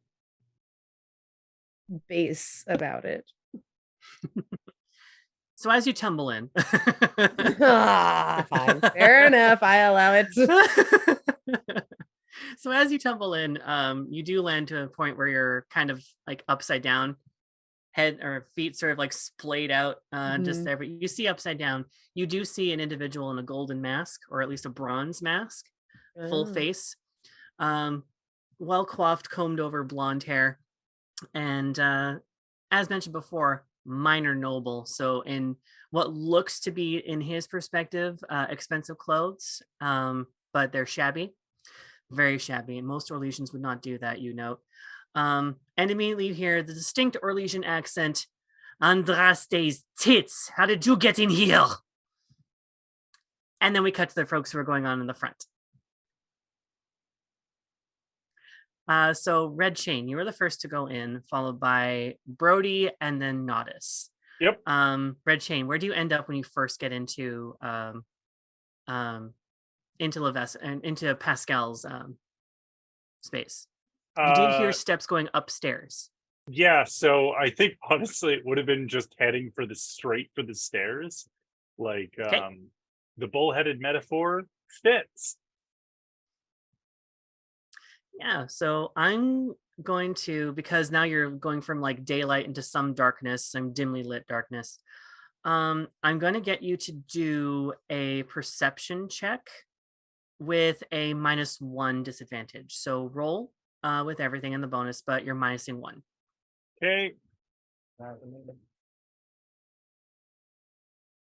So that's a 12 with a 4 on the dragon die. Okay. Your eyes somehow manage, because there is a blazing fire in the fireplace in the living room, to adjust as quickly as you possibly can. Your eyes dart to where the stairs are and where the sound is coming from. Thankfully, with that guidance, you are able to find the stairs and you bulldoze your way up. Brody, as you enter, you do see Red Chain go up the stairs. I will stop at the base of the stairs, take a quick look around to see if there's any other reason not to follow Red Chain up the stairs. Perception, please. I mean, as each of you goes in, just do a perception check, but we'll Nodis, we'll get to you when you get in there. 9 and a 2. Okay, so your eyes are having a little bit more time adjusting. You do see where the fireplace is, but because it's the brightest thing in the room, your eyes are now trying to focus and adjust. And it's just like, okay, now you see windows, now you see floor, and now you see doors. Okay, we've adjusted. It's in that time after, it's like a few minutes, but after that time, you do see Nodis come in. Nodis, you do see Brody just sort of standing there, just being like, okay, it's dark. Oh man. And I'll need you to do a perception check as well. All right. So I got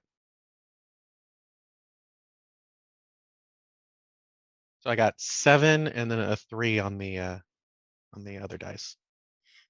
You two as well are having a bit of time adjusting, just from the light. Again, the brightest thing in the room is the fireplace, but again, walls, windows, doors.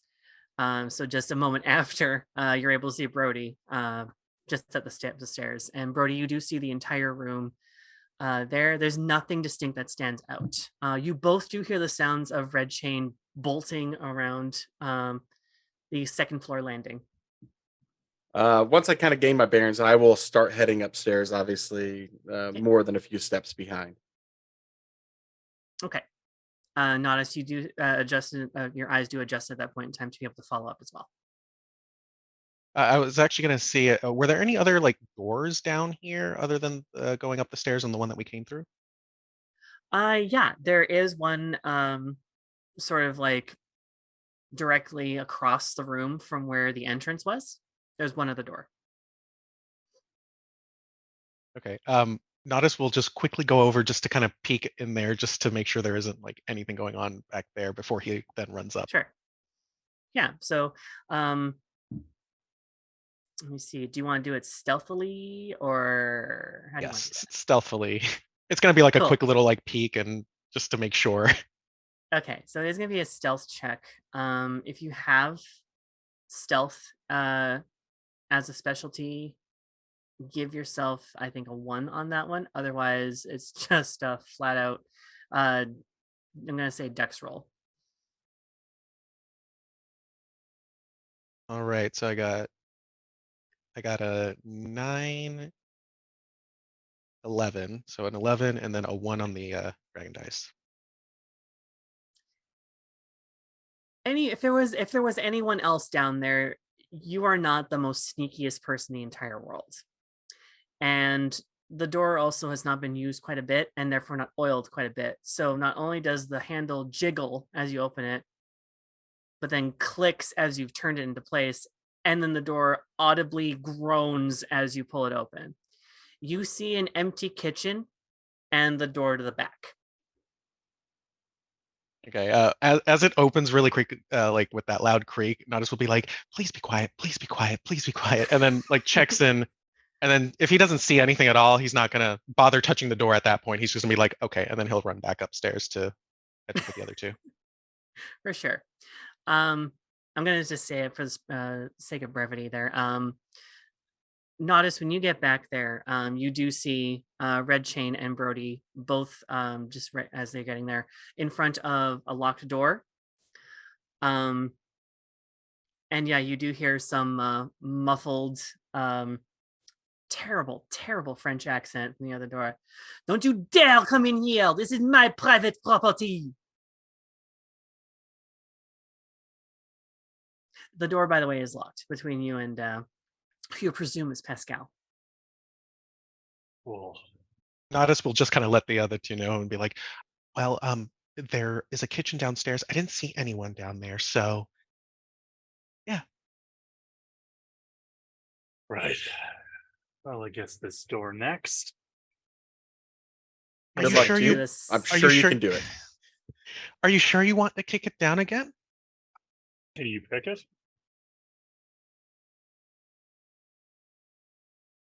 No. You can give it. Oh. He just You will can flat give out it say, You can give it a He- try, but okay. he just is gonna be like, no. All right. Well, here. And so Red Jade's gonna see if she can go 2 for 2. I'm gonna give you advantage on this one because it's not as big as a door as the front door. Okie dokie. Of 1, just +1. All right. That's gonna be a 12 with a 3 on the dragon die. Oh. So that. Go ahead. How does stunts work in this? Because I have a focus and intimidation. And this is a strength check, isn't it? It is, yes. So can I try and do this to scare the ever-loving shit out of this dude? 100%. If that's what you want to do, then yes. Okay. No, that's definitely how that works. So stunts actually also are determined by your your dragon die. That's usually how stunts work. But if you just want to do a thing and just like, oh, I want to do a thing where it does this, it's like, okay, I can get you to just say that you do that. So this door, as opposed to the whole door itself, it's just the door itself that just swings open, and the lock and innards of the door are now just hanging off to one side as it swings open. Red Chain, the scene that you see in there, followed by the sound of Pascal in the corner going, Andraste's teats, how did you get in here? And you see in the direction of where they were shouting, a sort of on their heads, teddy bear handstand splayed out to Vinter, that is one of your companions, Aurelia. and a very cornered and terrified, just shoving himself in the corner as much as he possibly can, almost kind of like tipping his mask up a little bit. He's definitely Orlesian, same description, shabby, minor noble, very shabby robes. Red Shade's just going to lock that image of Aurelia in their head for later, because that's just perfect. Aurelia hates the stereotype of blood magic for Tevinter, but my God, knowing that that is the one person that she did not want seeing this happen, the thought just crossed her mind. I'm going to go a step further and just say, as Red Shade walks into the room towards the Orlesian, literally just like gives you just a little like look, and then just keeps walking towards the guy.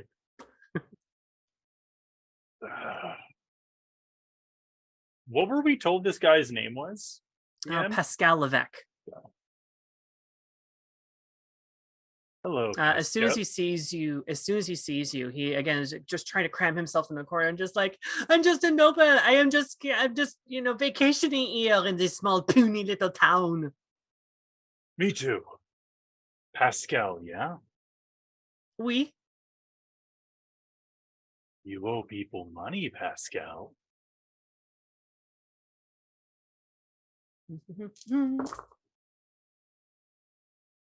Oh, what? Who told you that? I don't owe anyone money. Harlan. Money is stupid. I don't like it. That was a 4 on the drama die. You are not convinced. And so Red Chain will lean closer, grab his collar, and go, Harlan. Oh, yes, I do seem to remember an Arlen. Yes. Yeah, very nice chap. Very short. Yes. Short and short-tempered and does not like to be screwed around. Yeah, no, I owe him quite a bit of money. And but I also had to use his money to help some people that are not nice. So Aurelia from the floor goes, Harlan is also not nice. You need to find better friends. You're As right. she's You know what? I pulling, need a as she's whole pulling switch in my herself change up in life. off the ground and adjusting. But for Oh, now, that's what you look like right side up. You know, being upside down was not very flattering. listen here, you piece of cheese. I need you. I need you to understand the seriousness of the situation. Do you have money to give to Harlan or not? I do. It's and he point actually because his arms are sort of pinned in the corner. He kind of just raises it to one side, just past red chain, and Do you he have points to the both the dresser and the armoire. The money is in the armoire. The deals I have with the people that are not Arlen, that are not also not nice, the paperwork is in there. If you can take care of them, I will not be doing this. I will leave the city. I will never come back. In fact, I won't even look or smell at money the same way ever again. is it the right amount of money to give to Harlan? When you go to take actually a look in the armoire itself, he's not going to stop you, so you can go and actually take a look. Mm-hmm. You see there is quite enough gold and more. Oh, yes. This seems this guy is an embezzler that you had no idea had this much like liquid currency. This guy is liquid. He's so liquid, he's liquid snake. Wow. Who's the paperwork for? Red Chain asks, still not leaving, her eyes still not leaving the piece of cheese. I've never met them, but there was a third party that they looked official, like they were in armor, but they were not the guard, and they were not Templars. I mean, they could have been to Vintel, but I don't want to say anything to insult her. I don't want to say anything like that. What? I don't know. They were armored and magical. Armored and magical. What colors were they wearing? Like gold, black, red, yellow. No, but the wax seal on there will indicate their family line if there's any. I'm immediately going for the wax seal there. Cool. You find all the paperwork in the top drawer as Pascal is nervously and actually very easily with Red Chain's negotiation skills to be able to indicate where to find the paperwork.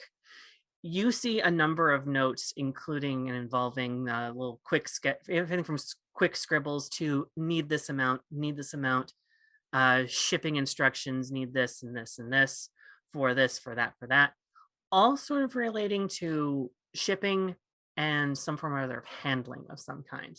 But they're all quite at great expense. And without any further detail, you can only just see that they are just invoices.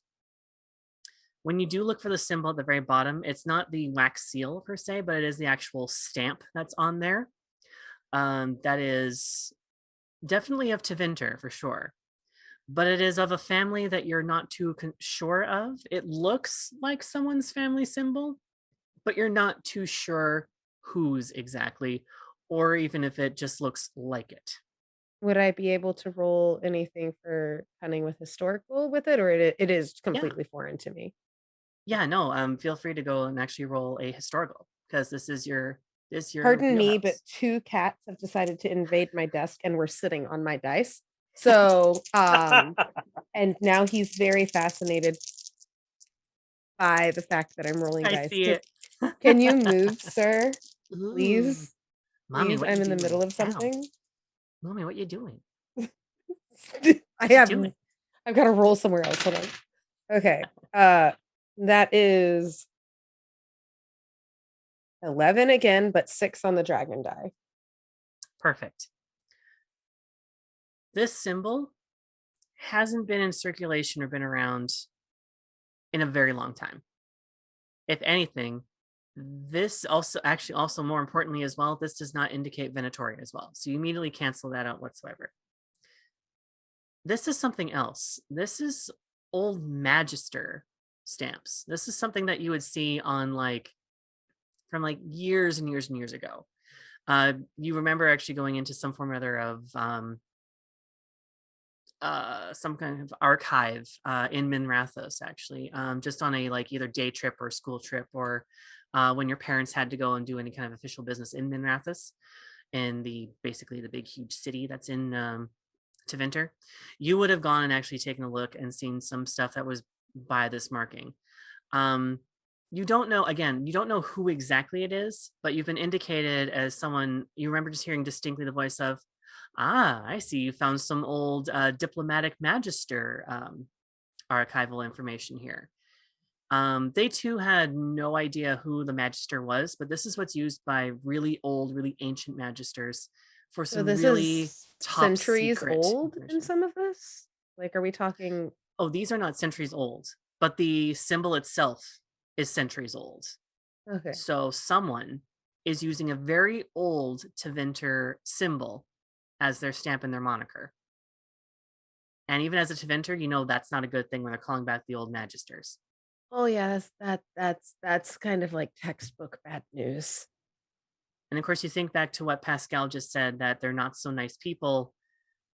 That, and as much as Harlan was also not nice people, Harlan's a bit of a picnic, a little bit of picnic with fire ants, as opposed to these guys. This Yeah. is old magic shit, and old magic usually means blood magic. Yeah. That's what you know, anyways.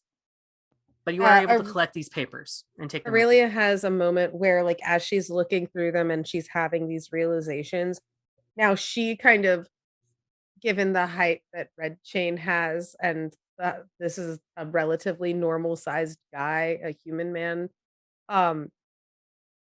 gets there kind of underneath Red Chain's arm and is like taking the papers to his face and is just like, where did you first meet these people? You need to tell me everything you know about this right now. And you can see that there's a minor level of unhingedness about it. Like, she's legit concerned.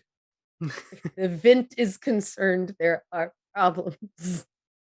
Just So, kind of like, Ratchet is there's going to be like, let this happen for like a beat, and then just like consider putting her hand on your shoulder. Think better of it. yeah, I was about to say, if I got touched for a third time today, you were getting swatted and zapped with it. Just touchy.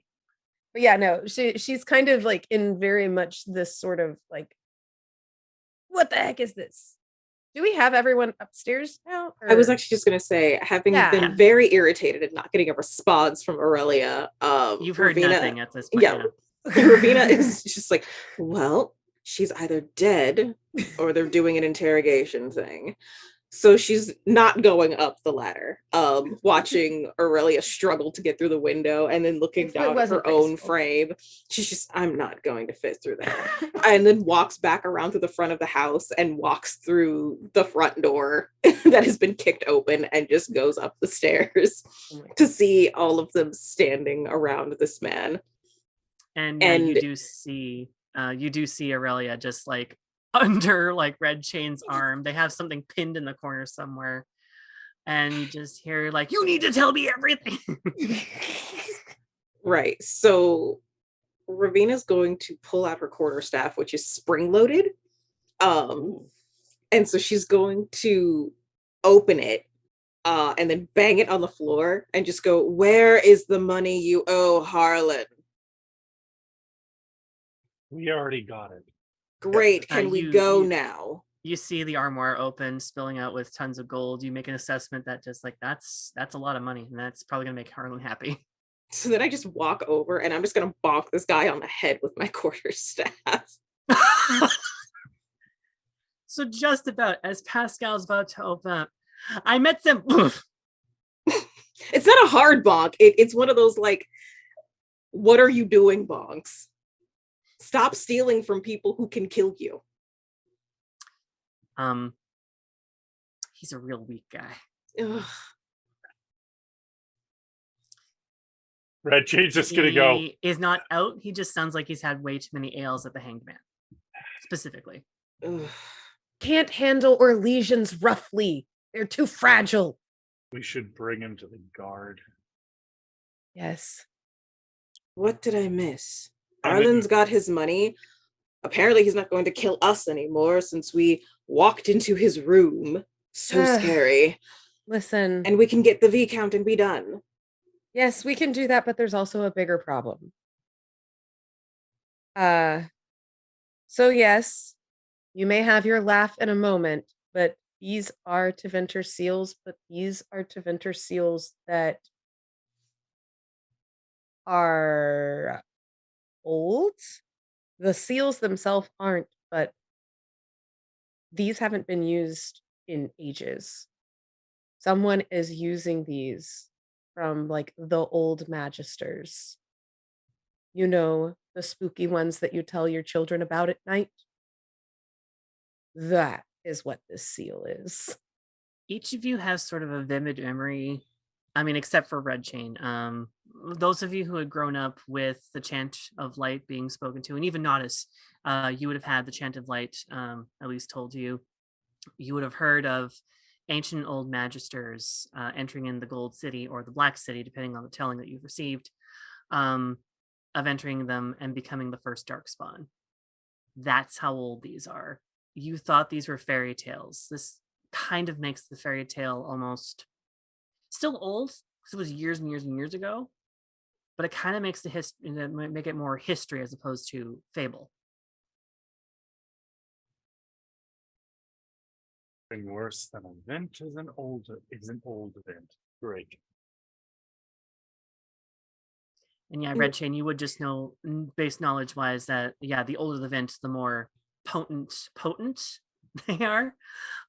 Just yeah, it's just bad news all around. That's generally what you know as a Kunari when how you were raised. Okay, you're right. This is very bad. But is it our problem?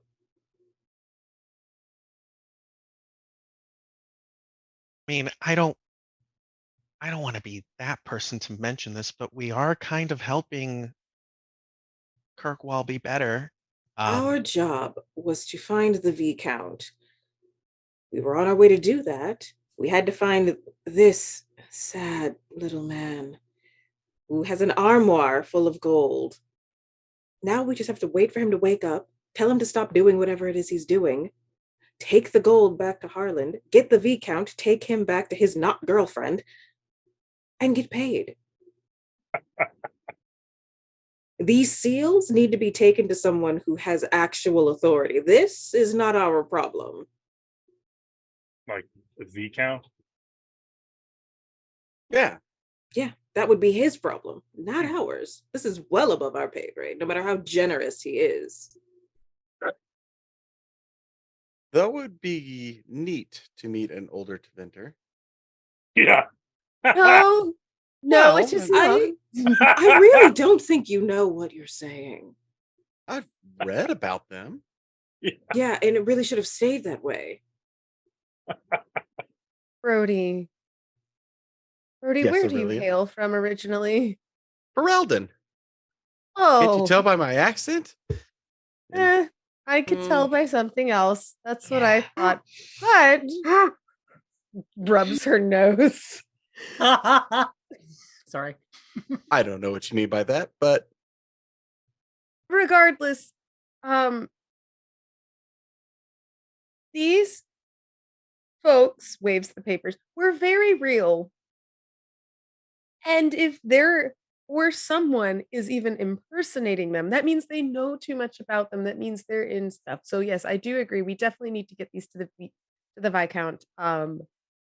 But this is also something I need to send to the Lucerni as well, as like that is our problem.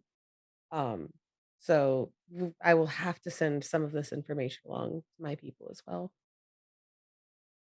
So important. You just carry him carefully. Don't break him like you did the door frames. You'll note that was all deliberate. She says, not mentioning the door frame earlier. I know. Aurelia has that one locked in, by the way. The blackmail of it all. Oh God. Before we leave, Um, though, Red Chain is going to get one final shot at Aurelia and just like lean forward for a second, look like she's going to like touch her, and instead just like casually brush off some dust from her outfit from when she fell, and then just walk away. Aurelius Ravina's kind gonna of put her staff away and then immediately take out a notebook and just draw a line down the side, put an R C on one side and an A on the other, and just start keeping tally. Nadas will just look as Red Chain is carrying the person, and then he sort of like looks over at the other three and says, "Do you think Red Chain will need help carrying that guy?" No, I don't think Okay. so. We're probably out of stay out of her way. You know. you Okay. two could help us carry the gold. Ooh, I can help you. Absolutely. Great. Aurelia has no intention of carrying anything other than these papers, by the way. mm-hmm. Ugh, this is really heavy, though. I'm not gonna lie. You guys are so wonderful and strong. I'm so proud of you. Like, thank you so much. Like, you guys have really made this such a wonderful trip. As she's looking through the invoices, like line by line. So is it just you two carrying the giant armoire? I would my assume God, so. please. Bags or There is- satchels. There's Please, a I mean, chest. There is satchels and a chest as well, but you're able Yeah, to put because all the coins Ravina as much is as you like, can in I'm the not chest. about to break my nails carrying anything. So, Most of I the am armor wouldn't fit through the actively like, door no. either. so the image I'm seeing through Hightown walking is a Kunari with an unconscious or babbling man. And a human, right? Correct. Brody's human, human, and then a dwarf carrying a tilted armoire. oh no, you would think it's tilted, but I will have you know, my strength is so negative that I am struggling to keep up with Nadas. My side is even with his, and my ass is being kind of dragged down like, oh, son of a. And Nadas makes sure to go at his pace as well. And if Brody needs Oh, like yeah, a you moment gotta to rest, You got to he, slow like, down for this guy. he's very patient huffing and the whole time. Huffing and puffing. And so then Aurelia with her papers and Ravina just I've taken on a managerial role. I'm supervising. So we have our leader. Literally, if any of you asked Red Chain to help with the armoire, she would. But nobody is. She's not gonna. You're very busy with the body that we're marching through Hightown. Oop, we got this. You do get a Nadas has got few. this. You do get a few glances, and just like, all right, we're just gonna leave them do their thing. Guard business. Reading a few of them that papers. do actually look through, and they're just like, okay, yeah, just look away, just look away. There's a few children that are just like, mommy, what are they? Keep walking. We don't ask Honey, questions. we don't talk to the weird newbies in town. Let's go. Imagine this looks especially bad because we're doing this and eventually bringing this into the brothel. Yeah, actually you do have the option. I was just gonna say, you can split and do double duty. I could just split and do two different scenes where you all get back together at the barracks afterwards, or you can, in fact, for comedy's sake, head to brothel and then I can do a quick sum up at the barracks of what happens there. I would like for us to be able to talk to Varric if Varric is there. So oh, yeah, absolutely. Fuck, let's do it. To the brothel. So all of you, and not by choice, Levesque over one shoulder as well, over Red Chain's shoulder, you all make your way in broad daylight to the Red Lantern District, to many weird sights. And as you get to the Blooming Rose, even weirder sights, especially from the clientele as well. And just like some of them shrug off a few things, just like, well, a lot of people learn to wear a lot of weird different things, as long as it's consensual.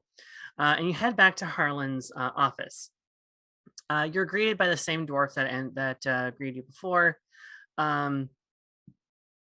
Notice you get kind of a recognizable, like, familial smile of just like, oh, hey, like, beer buddy, and gets the door open for all of you to go in. And you see there is now a table in there. It is a round table. From you can see a bunch of Carta members they're all actually a whole bunch of dwarves around the table are playing Wicked Grace. Those of you who are of a higher class and nobility class or almost nobility, but most of you generally know what Wicked Grace is a card game of some kind and a betting card game as well. And the person who's back to you definitely has a lot more stacks of coins in their pot for sure. And you hear sort of that sort of oldish but familiar grumbly voice of a certain kind of dwarf, again, whose back toward you is just like, Harlan, I thought you'd be better at this by now. We played this how many times? And I keep cleaning you out. Why do you think you guys don't have a lot of money? You know what? This one's on me. And then pushes the whole like bunch of coins towards him. Think of that just as our agreement in place. You just keep things to yourself and I'll keep the guard off your ass. How's that sound? Harlan sort of strums fingers on his table, looks at you and looks at him and then looks at the rest of you guys and goes, well, see, I told you he's okay. And that's when just very casually and unceremoniously, Varric turns around. He has sort of the four-pronged Viscount circlet around his head. Definitely looks much, much older. He's got grays, but yes, in fact, what he lacks for in a beard, he makes up for in chest hair, and he displays that in full display, no matter how old he is or looks. Ah, you must be all the new folks and volunteers for Aveline. Varric Tethris, Viscount, novelist, occasional tag-along, and sometimes regular winner at Wicked Grace. Leans over and winks at Harlan, who flips him the bird. I heard you were all looking for me. And, oh, that must be Pascal. Great. Actually then turns around to Harlan, just like, Harlan, they did their thing. Can we go? And pretty sure Aveline's gonna want to need that guy. And Harlan's just like, hey, I just want my money and then all of you can go.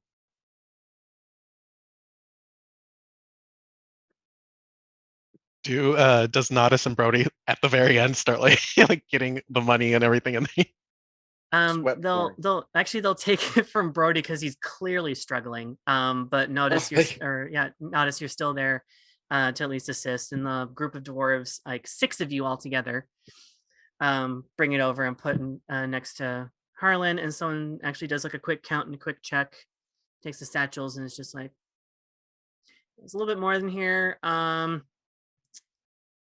Give that to you guys. You have like one full satchel, what you presume to be at least 100 gold in that satchel itself.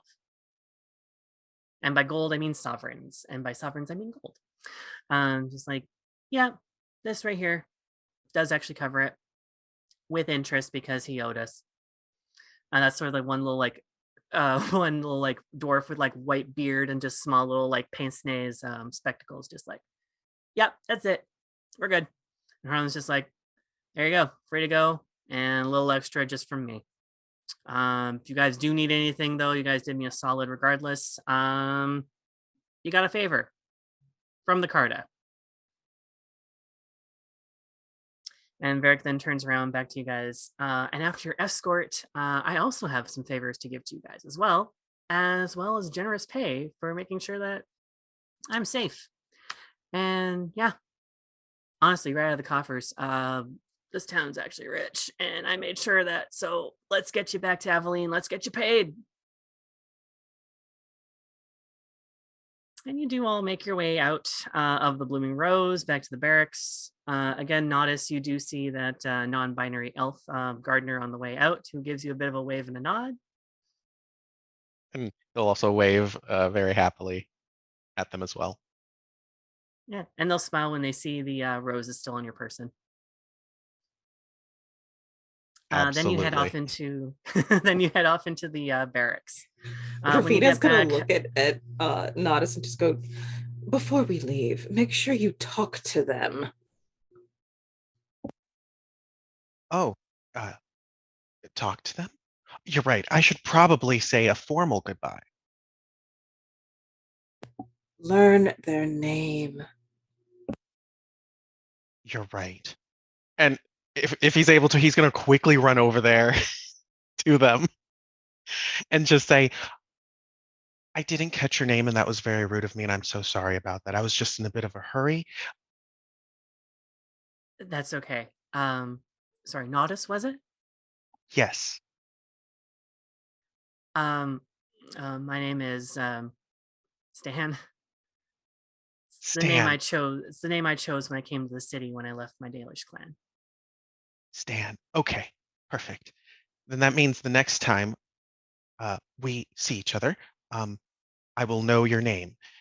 And hopefully you can show me anything and everything about herbology that you have. Absolutely, we'll compare notes. Perfect. And indicates actually looks and actually sees on your side belt your herbalist notebook, and also they indicate theirs on the side hip. And he kind of just gives like a thumbs up and then quickly runs back to everyone. And then he'll run up and says, I now know their name. Ravina just smiles like, they're better name their one of their children had better be named after me.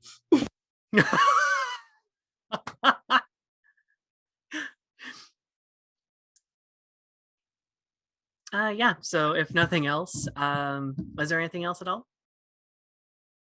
No, all of you do escort Varric back to the barracks to a quite relieved, just doing tricks with an unconscious Orlesian there at Red Chain. Yeah, okay. Before you even start doing that, when you do get to the barracks, though, you do see Alice and Mark are just like, okay, we got him from Mia. We got him. And they're just like going to take him in custody. Aveline barks orders at them. Just make sure when he wakes up that we question him on anything. Fantastic. Varric, oh, you're all right. I may have lost some fortune in the, a bit of a fortune in the game of Wicked Grace we're playing with Harlan, but otherwise, aside from my pride, we're fine. We're just gonna pay these guys and offer any favors if necessary. I'll let you take care of that. If they have any questions, I'll be back. Well, so and Aurelia is like, there is a little bit of something if you're trying to figure out what to ask him about, and places the papers And you're in her down. office, by the way, so yeah. Yeah, we're in their office, so it places the papers down on the desk. And would go through just the kind of same quick explanation as what happened in the house upstairs. And you said he had not met these people, but there were people that were involved with this, and this is symbology that's ancient, but the stamps themselves are ancient, right? Right. The stamps themselves are recently pressed, but Mm-hmm. the symbols are of, the ancient magisters. It's very old Well, that's not symbology. good. Yes, that is conclusive. I'm going to have to send some Mm-hmm. of this off to the Lucerni as well. This is very much within the things we are trying to keep from happening. But as this is happening in Kirkwall, it makes sense that you would want to address it. He said that he had not met with them. We did not get into much further questioning, kind of just glances off to Ravina, but not a pointed glance like Red Chain would have gotten, but just enough of a glancey glance. I will not apologize. He needs to learn to not steal from people who are going to kill him. Yes, but, well, ask him specifically about when he started meeting with these folks, who was the contact, something along those lines, because this could be very bad.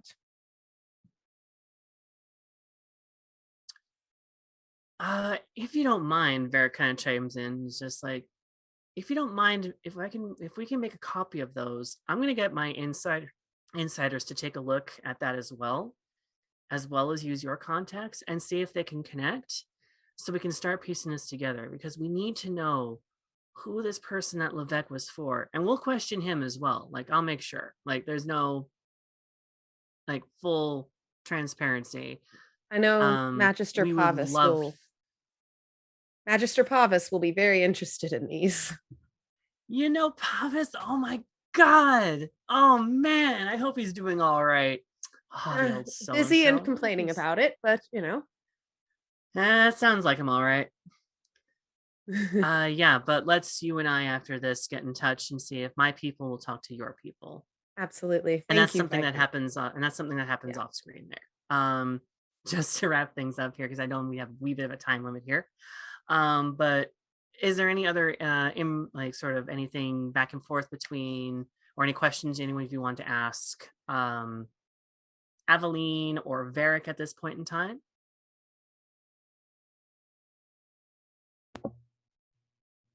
Oh, How did they get you out of your home? Did you just walk out? Were you forcibly removed? How did this work so it doesn't happen again? You're in Teven. You don't walk right out of the front door. You use a weird back entrance or a secret tunnel that you get from this. I'm a dwarf after all. Secret tunnels are my thing. And he winks at you. Yes, well, try not to take a secret entrance because we may not be here to protect you later. I appreciate that. And I do need the reminder. And at that point in time, you do see Aveline sort of just shoot daggers at him, just like, yes, you could use the reminder. All right, guards captain. It's fine. Okay. Anyone else? Anything else? hey. Oh, perfect. Okay. So we'll just go into sum up mode at this point in time. So just going to step out of character for a sec here. So each of you, in addition to the 100 bag of 100 or the bag of 100 pieces of sovereigns, which again is gold. So if you do split that evenly, that's 20 from the bag that you get there, plus an additional 50 from Varric himself. He also provides you each with a residence, your choice of either in the Hanged Man or Blooming Rose. You also now have all full access to the barracks, as well as being able to interact with Aveline or Varric at any time that you would like to. Full access of the Blooming Rose and all of its services, as well as a single favor that you can use from the Carta. One single favor, not each, just one single favor. To clarify, the 50 gold, is that 50 gold each that we got from Varric, or is that 50 gold to split amongst us? Each. Oh, I love that. So with the gold bag as well, that's 70 gold each of you have. So if there's anywhere to indicate on your character sheet that you have 70 gold in your person, you now have 70 gold. Anywhere that says notes, and also let me know in the chat afterwards, or either like in the group chat on Discord, let me know where you choose to reside, because you get a free residence and permanent residence there. Going to be the Blooming Rose, Reggie. Mine's definitely going to be the Blooming Rose. Absolutely. I think Ravina would be mad at me if I decided on the Hanging Man, so I guess I'll go to the Blooming Rose. Like I said, they have great food. Just don't drink there. You smelled it on me. I would assume that was. I did. That's Part how of- bad That's it what it is. was? Yeah. I mean, I also got a bit of a sweat going earlier, but. And that brings us actually to the end of our first game, as as Aurelia and Varric go into the office and actually start looking and getting into more information there, seeing what we can dig up from there. Actually, funnily enough, if I check my notes, let me just check my notes really quickly. Where are ya?